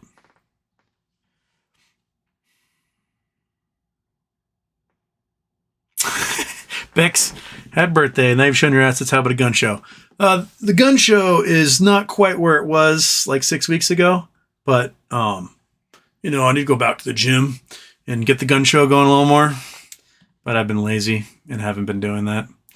Probably stupid. If you want a great movie about gaming the lottery, watch Jerry and Marge Go Large, based on a real story regarding small Massachusetts lottery. I heard good things about Jerry and Marge Go Large, but I had no idea what it was about. They're like, oh, it's really good, but I don't know what it's about. So there you go. What other lottery scams were there? There was a guy who had claimed that he could predict the numbers, and he like won multiple lotteries. And then someone ended up like assassinating him. There was that dude. This is the old story. It's from like the 1970s or early 80s. There was a guy who had won like a $20 million New York State lottery, which I think was at the time was the largest New York State lottery ever. And then like 2 weeks later, he won a $1.5 million lottery. And the claim line was so long, he just said, fuck it, and gave the ticket to somebody in line and like walked out. So there have been multiple winners before. There was that dude in Australia who had a scratcher, and the TV news people were like, hey, let's do a reenactment, talk about like what you went through. And he's like, oh, I came to this store, I bought a scratcher, and then I scratched it off, and I just won $40,000 again. So, you know, there are people that have all the luck. And the fascinating thing for me was watching that show. And this is an old show. It was like that followed lottery winners around on like, might have been on Discovery Channel or one of those TLC back in the day. And how many of them just blew their wad on everything. The one that stuck out to me was this family from West Virginia that had won like $50 million. And, you know, the smart thing they did was like, okay, well, we don't want to live in West Virginia anymore. We want to go where rich people are so that we don't stand out. So they bought a waterfront house in Palm Beach, and cha-ching, there's like $10 million. And then the guy's like, well, rich people buy? Well, they buy boats, cha-ching, there's $3 million. Oh, they also buy statues. This guy had like all these dolphin statues all over his house, like cha-ching, cha-ching, cha-ching, cha-ching. There's like $5-10 million. And before the end of the show, you realize that this dude who won $50 million has spent more than $50 million in like 6 months. Like, he's broke. He's got dolphin statues and, you know, a nice house, but he doesn't have anything else to live off of for the rest of his life. But then there's what's the one my mom likes to watch? It's on HGTV or whatever, and the guy takes lotto winners to like buy their homes. And the thing that blows my mind is how reasonable everyone is. Like, you just won $12 million in the lotto. What are you looking for in a house? Like, well, I just need like, you know, I'd like to have an acre and maybe a patio, bedroom for myself, bedroom for my kid, and a spare bedroom for like when my parents or someone comes to visit. Looking at maybe in like the $250,000-$300,000 range. And the guy's always like, but you won $12 million. You only want $250,000? Like, yeah, I don't really need more than that. Almost every show is someone like buying a very reasonable house, you know. Well, I already own a home, but it'd be really nice to have a vacation spot out on the coast. So I'm looking maybe $250,000 to be somewhere near, you know, some town in North Carolina. He's like, oh, okay, I guess we'll find you something for $250,000, but you have like $20 million to play with. Are you sure don't want anything bigger? They're like, yeah, I'm sure. So, yeah. Oh, DVS, I see in the corner. He won a car first and won $250,000 during the reenactment. Yeah, that's what it was. Yeah. Like, there you go. Took care of your taxes on that car. Lucky SOBs. There was also the folks in Canada a couple years ago who realized on the scratcher tickets there was an anomaly on the serial numbers. And so if you noticed, there was a certain character in the serial number that denotated a winner. And so these folks, and I think it was in Alberta, maybe, went out and they bought only the tickets with those serial numbers, and they were winning like crazy until the Lotto Commission there figured it out. Cool, right? I would love to figure out if there's a way you can x-ray tickets or something to look underneath the foil and see what is beneath it. Just kind of go along with like a Superman vision and just be like, no, that one. I want that one. I don't want that one. Give me that ticket and that one there. And you just kind of cheat the system that way while irradiating everybody around you. This shirt's see-through DVS. This is a mesh, baby. Those are Houston nurples right there.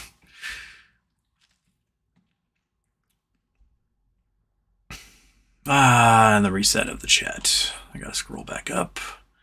Figure out where we were. That's the Doge, the shirt, moon one. Okay. That's that one.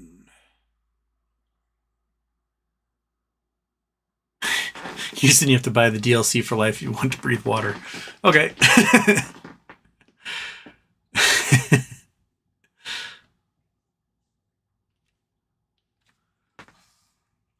Okay.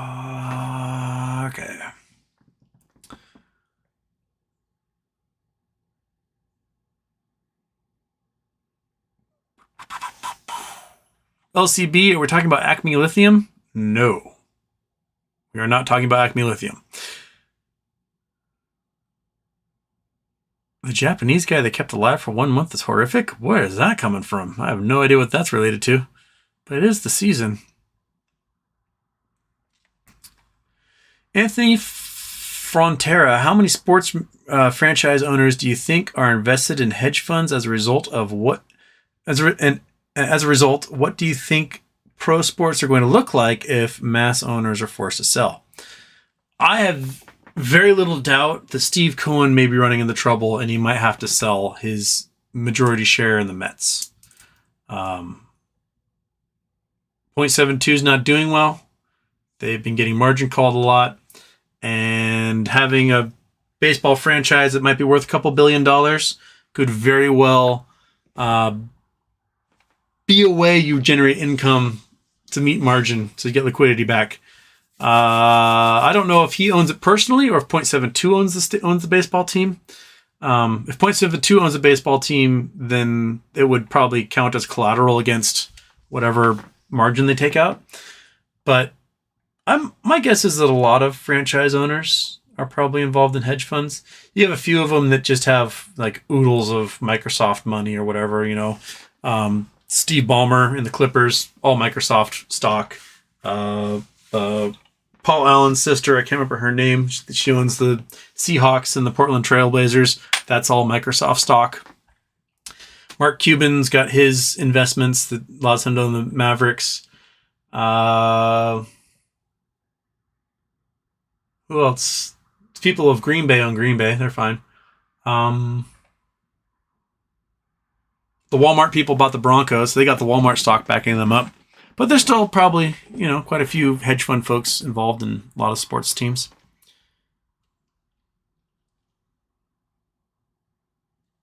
Dragon, Paul Pelosi was attacked. San Francisco, Houston. What?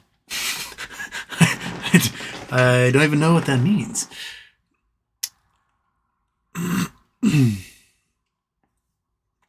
Guitar Stuff, Houston, did you see the ape shot up in the after hours of the day as Amazon was crashing, and it stopped going up as Amazon stopped going down? I did not pay attention to that at all. Let's see. Oh, they won't show me after hours this time of day. Dang it. I don't know how to see that without a Bloomberg terminal, actually. If anyone can see that in a Bloomberg terminal, show the after hours comparison, I would love to see it because I won't be able to search for it on Google and see it.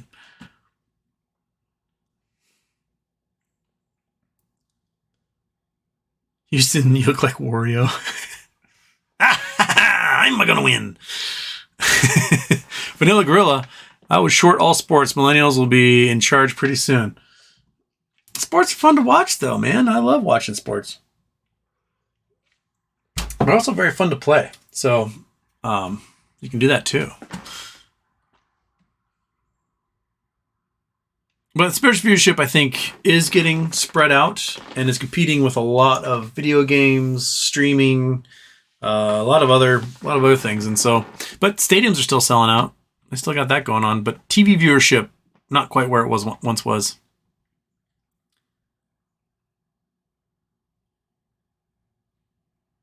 Parp 4. Houston, have you heard Car Seat Headrest?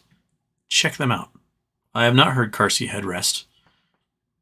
Eden and Car Seat Headrest. Those are the ones I should put on my little list here. Eden, wrapper, and car seat headrest. Okay, on the list.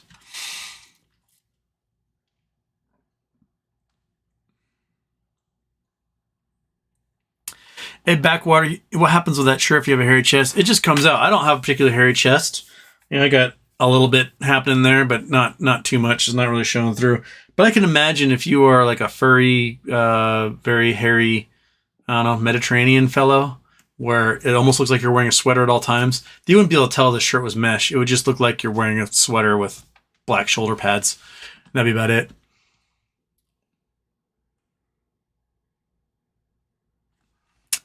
Bo, would 1,000 shares of Acme be enough to retire? That's, you know, it might be enough to live off of for a while, / do a couple other investments, 10x of those suckers, then that would be enough to retire off of. Let's see if good Houston's in mine for gold.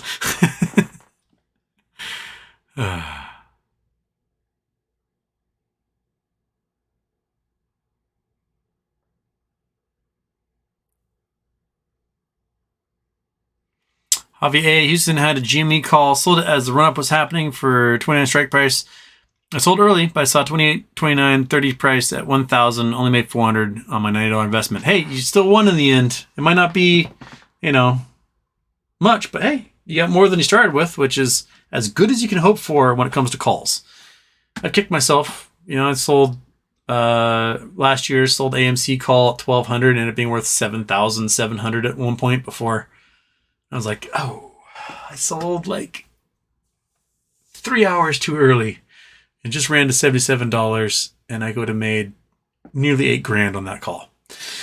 But yeah, still, I paid $63 for it, sold for $1,200. Not too bad.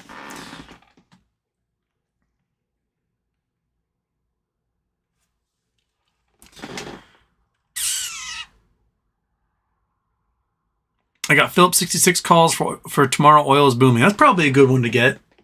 Are they? And when is Phillips 66 doing their announcement? Probably after hours. So I might have a chance to get some tomorrow if you have the cash.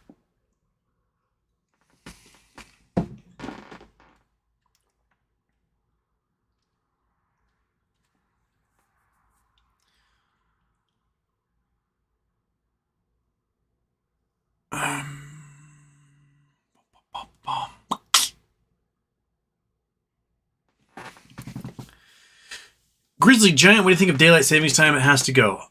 I think standard time has to go. Daylight savings should stay. I don't like falling back. I'm not a morning person. I don't care if it's light at 7 in the morning. I want to be light at 5 in the evening. So I say keep daylight savings time, get rid of standard time, and let it be lighter later. Because up here in the Northwest, it sucks. Like you have to go to work in the dark. You work all day while it's sunny, and then when you get off work, it's dark again. I would rather at least have that 1 hour in the evening where I can enjoy the daylight, because I don't give a shit about the sunrise. I care about being able to take the dog for a walk in the evening. That's what I care about.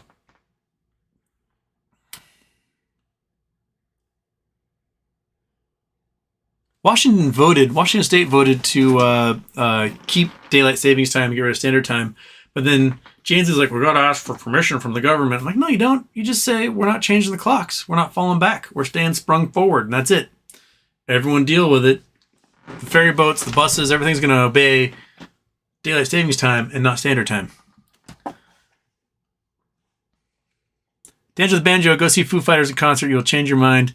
I wasn't much of a fan until I saw Dave Grohl live. That dude is an animal in a concert. I've seen him live. I saw him bumper shoot 97. I just don't like their songs. They just, I love Dave Grohl as a human. I love I think he's a fantastic dude. I just like his other music a lot more.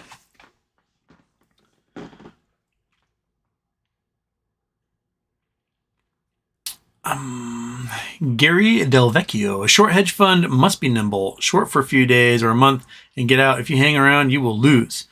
Which I think the big problem is that they kept these plays going for like years upon years upon years upon years. And now they're stuck. They're stuck with so much share liability that there's no feasible way for them to dig out. That's it. Julianne, no question, just paying for the nip show.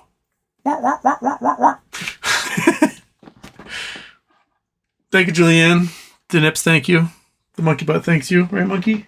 You have nurples? Do you want to show everyone your nurples? Not as good as the cat's nurples. The cat has the best nurples around. But, you get some little lady nipples there. Right, monkey? She's like, God, just quit talking to me. You can't be wearing the outfit and talking to me. I used to wear roller skates every year for Halloween. In the first year I had monkey butt, I was the roller derby girl. Monkey butt was the referee. And after about 16 hours of going to parties and skating around everywhere, I took the skates off. The first thing she did, like right in front of me, was just tore the skates apart. She just ripped them apart, tore the leather, and I haven't had roller skates since. So I'm not torturing monkey butt with roller skates anymore, I guess.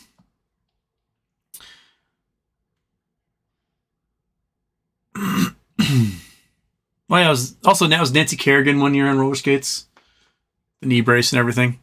What else have I been, monkey butt? I mean, most of the times were before you were alive. Priest, sexy Catholic schoolgirl. They had Batman, sexy Robin. What else have we been, monkey? I can't remember. All blends together. I think Pleasure Bot 9000 might have been my favorite outfit. That or the roller skate diner waitress. Roller skate diner waitress coincided with the single greatest party I ever attended in my entire life.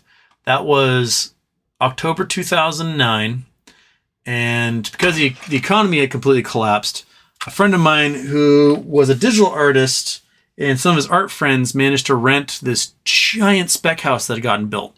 This big mansion on the water and shoreline. Huge. We're talking like 20,000 square foot mansion with a ballroom, movie theater, pool, like a 40-car garage. It was absolutely crazy. So this developer had built this mansion as a spec and then couldn't sell it because the market collapsed. And so he rented out the 15 bedrooms to all these artists and they paid the rent and they threw the greatest party I've ever been to.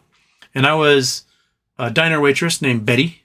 I'm a little diner outfit. I had red bloomers, short skirt, roller skates, and a big bouffant hairdo. So with my hairdo and the roller skates, I was pushing like 8 feet tall. And what I did was I got an apron and I filled the apron with like 100 mini bottles of liquor and went to this party. And what ended up happening was I got molested all night long by young ladies stealing bottles of liquor and leaving their phone numbers behind. So they didn't quite realize they're leaving their phone numbers behind until the party was over. And then I was like, someone's like, hey, you see how many balls you got left? And I reached in there and I pulled out like phone numbers. But the thing is that I didn't know who anyone was because it was like Poison Ivy, Harley Quinn, the Zoltar machine. Like, so it'd be like, Julie with a phone number. And I'm like, who the hell is Julie? Which should have been like, Julie, I was Harley Quinn. Like, oh, okay.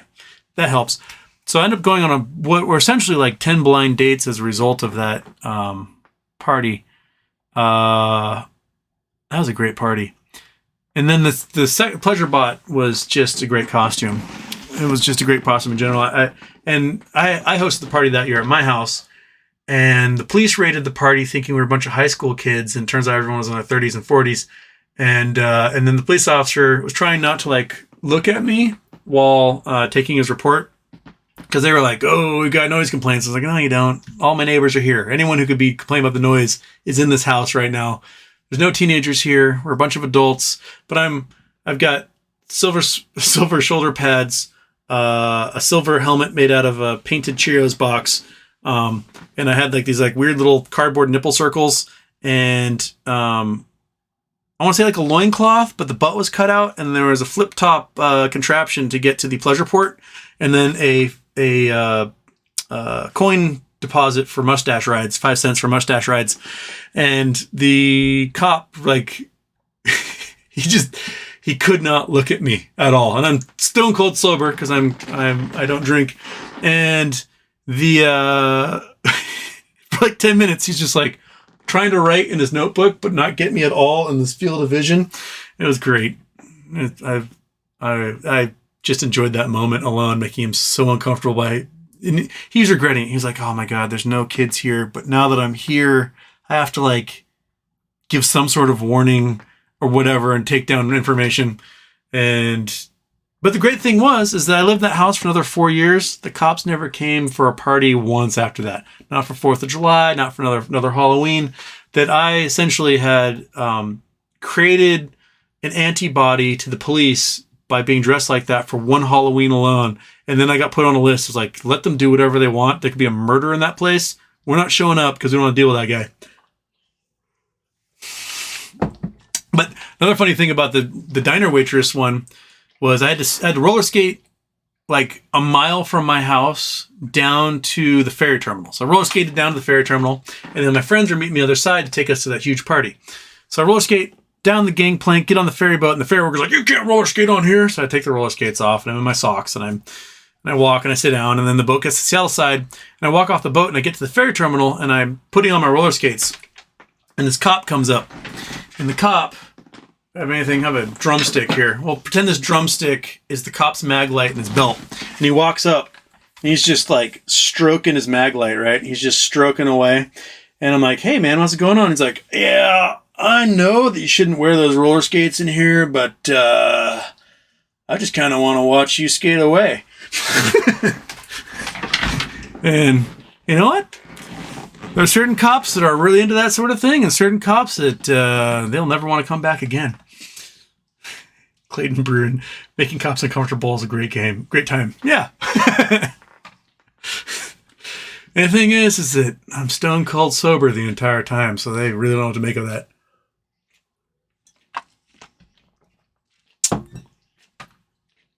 Okay. Hey, I'm only 40 minutes, 30 minutes, 35 minutes behind. Okay. What are you doing over here? Licking your elbow? Is that a good elbow lick you got going on, monkey? Slurp, slurp. If I win the lottery, I'll hire you for sure. I'm up for sale for ways of gaming the system on the lottery. Monkey butt. Monkey. You're just so much licky.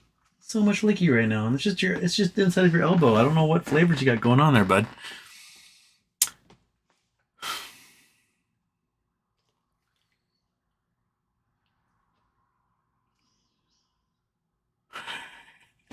Oh, and there it goes. We're just reset. All right. Well, might as well be towards the bottom here. Because I only got a few minutes left. I promised my mom I was going to go out to dinner with her tonight. I don't know if I'll be wearing this when I go out to dinner with her. She might be like, "Oh my God, what is wrong with you? Why did I..." Some people's children, man.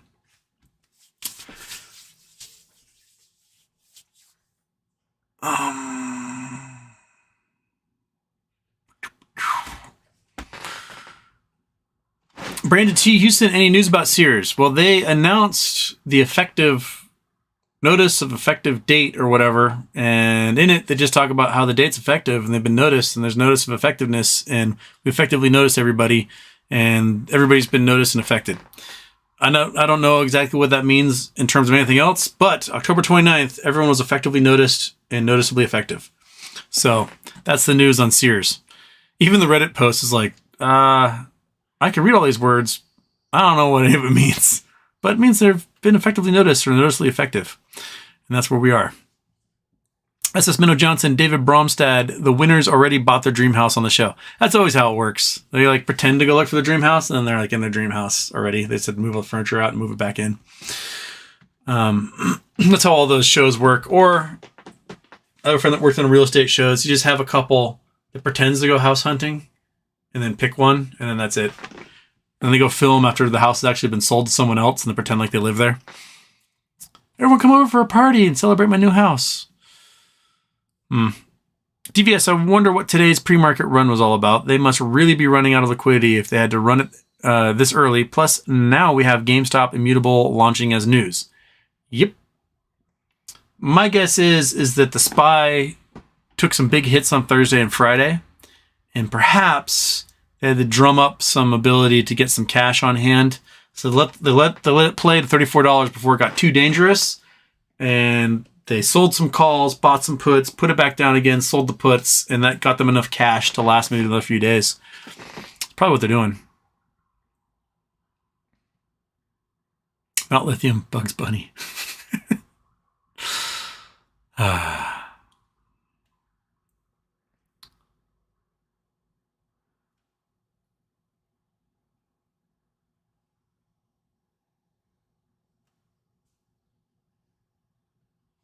James Danker, possible combinations of Powerball is 292,201,338 numbers at $2 a ticket. That would run around $600 million for a win. The jackpot would have to be much higher than what it is. Risk. Yeah. I mean, it's all theoretical because no one ever actually grant this. But you take out a loan, right? Take out a loan for like $600 million. And you buy all the tickets. And you win. And you get, let's say, $600 million winning. So you get the money back to be enough to pay for the loan. If the loan interest rate is low enough, which I don't think it would be right now because loan interest rates would probably be absolutely insane. But if it was a year ago and the loan interest rates were low enough, you could probably dump that $600 million into the SPY itself and make more than what the loan payments would be. And you'd be pretty healthy. But someday there's going to be like a $2 billion jackpot. And someone's going to be able to walk away with like a cool billion in lump sum. Someday. Mooly McWoolhead, maybe the Oklahoma Thunder will be on sale for cheap and I can buy them after Moas and bring the Supersonics back. That would be great. The problem is that oil is so high right now. All those Oklahoma oil guys that bought the Sonics and stole them, they got plenty of cash on hand. They aren't hurting. They're doing just fine. But yeah, they shouldn't have taken our Sonics from us.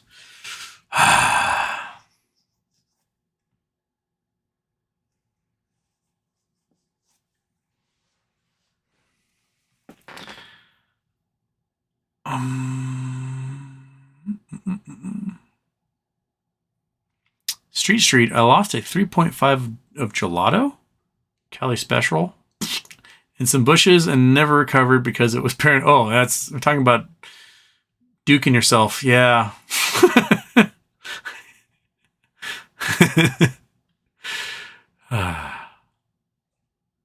I sure will signal T-Jack for tomorrow's stocks.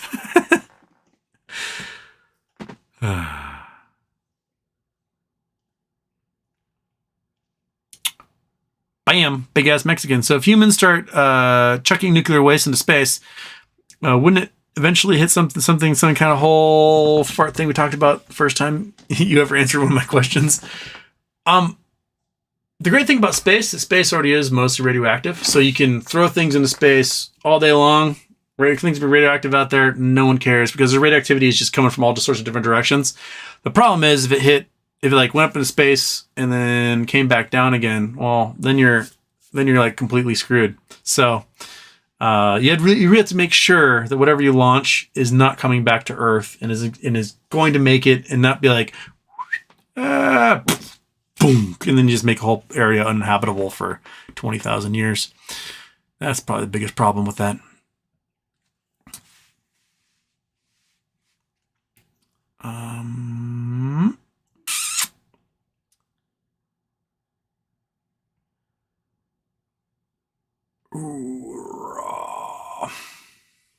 Oh crap, it's 6. I have to go visit my mother here.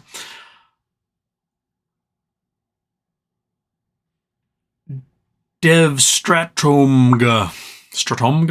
When I was a teenager, every year a lady would dress like Elvira. I looked forward to every Halloween back then. Citizen 54, would large mech suits have any feasible use in real life?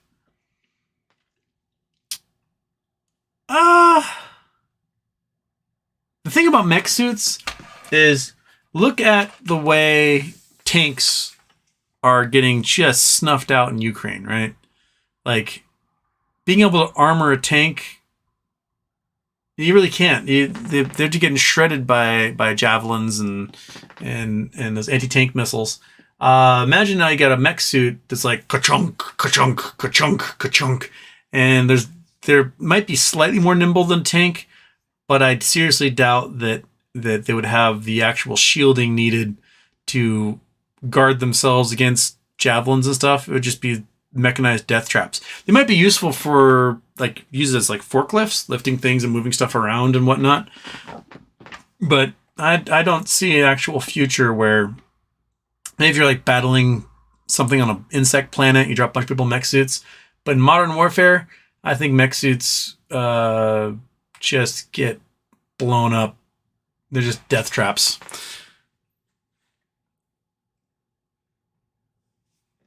You need to share pictures of costume. I might throw some costume pictures up on ye old internet here. Say hi to your mom for me. Fully committed to the mustache. It gets shaved off tomorrow for Movember. I start from fresh for Movember. Mustache the keeper. Well, there seem to be mustache fans out there. I do think I look like either a former Boeing mechanic or a state trooper with a mustache.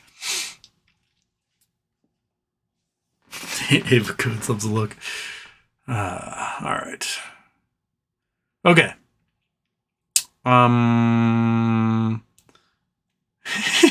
Ava Coons. Kudos.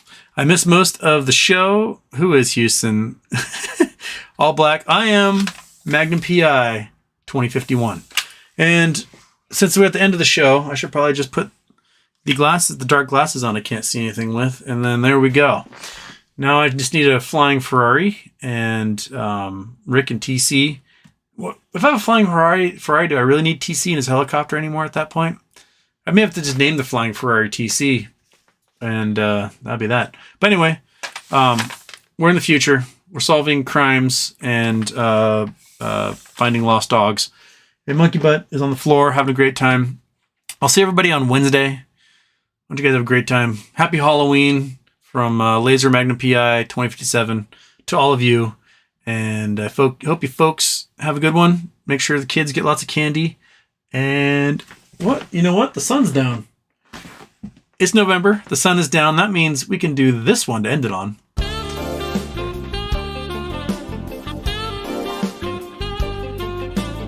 Yeah, baby.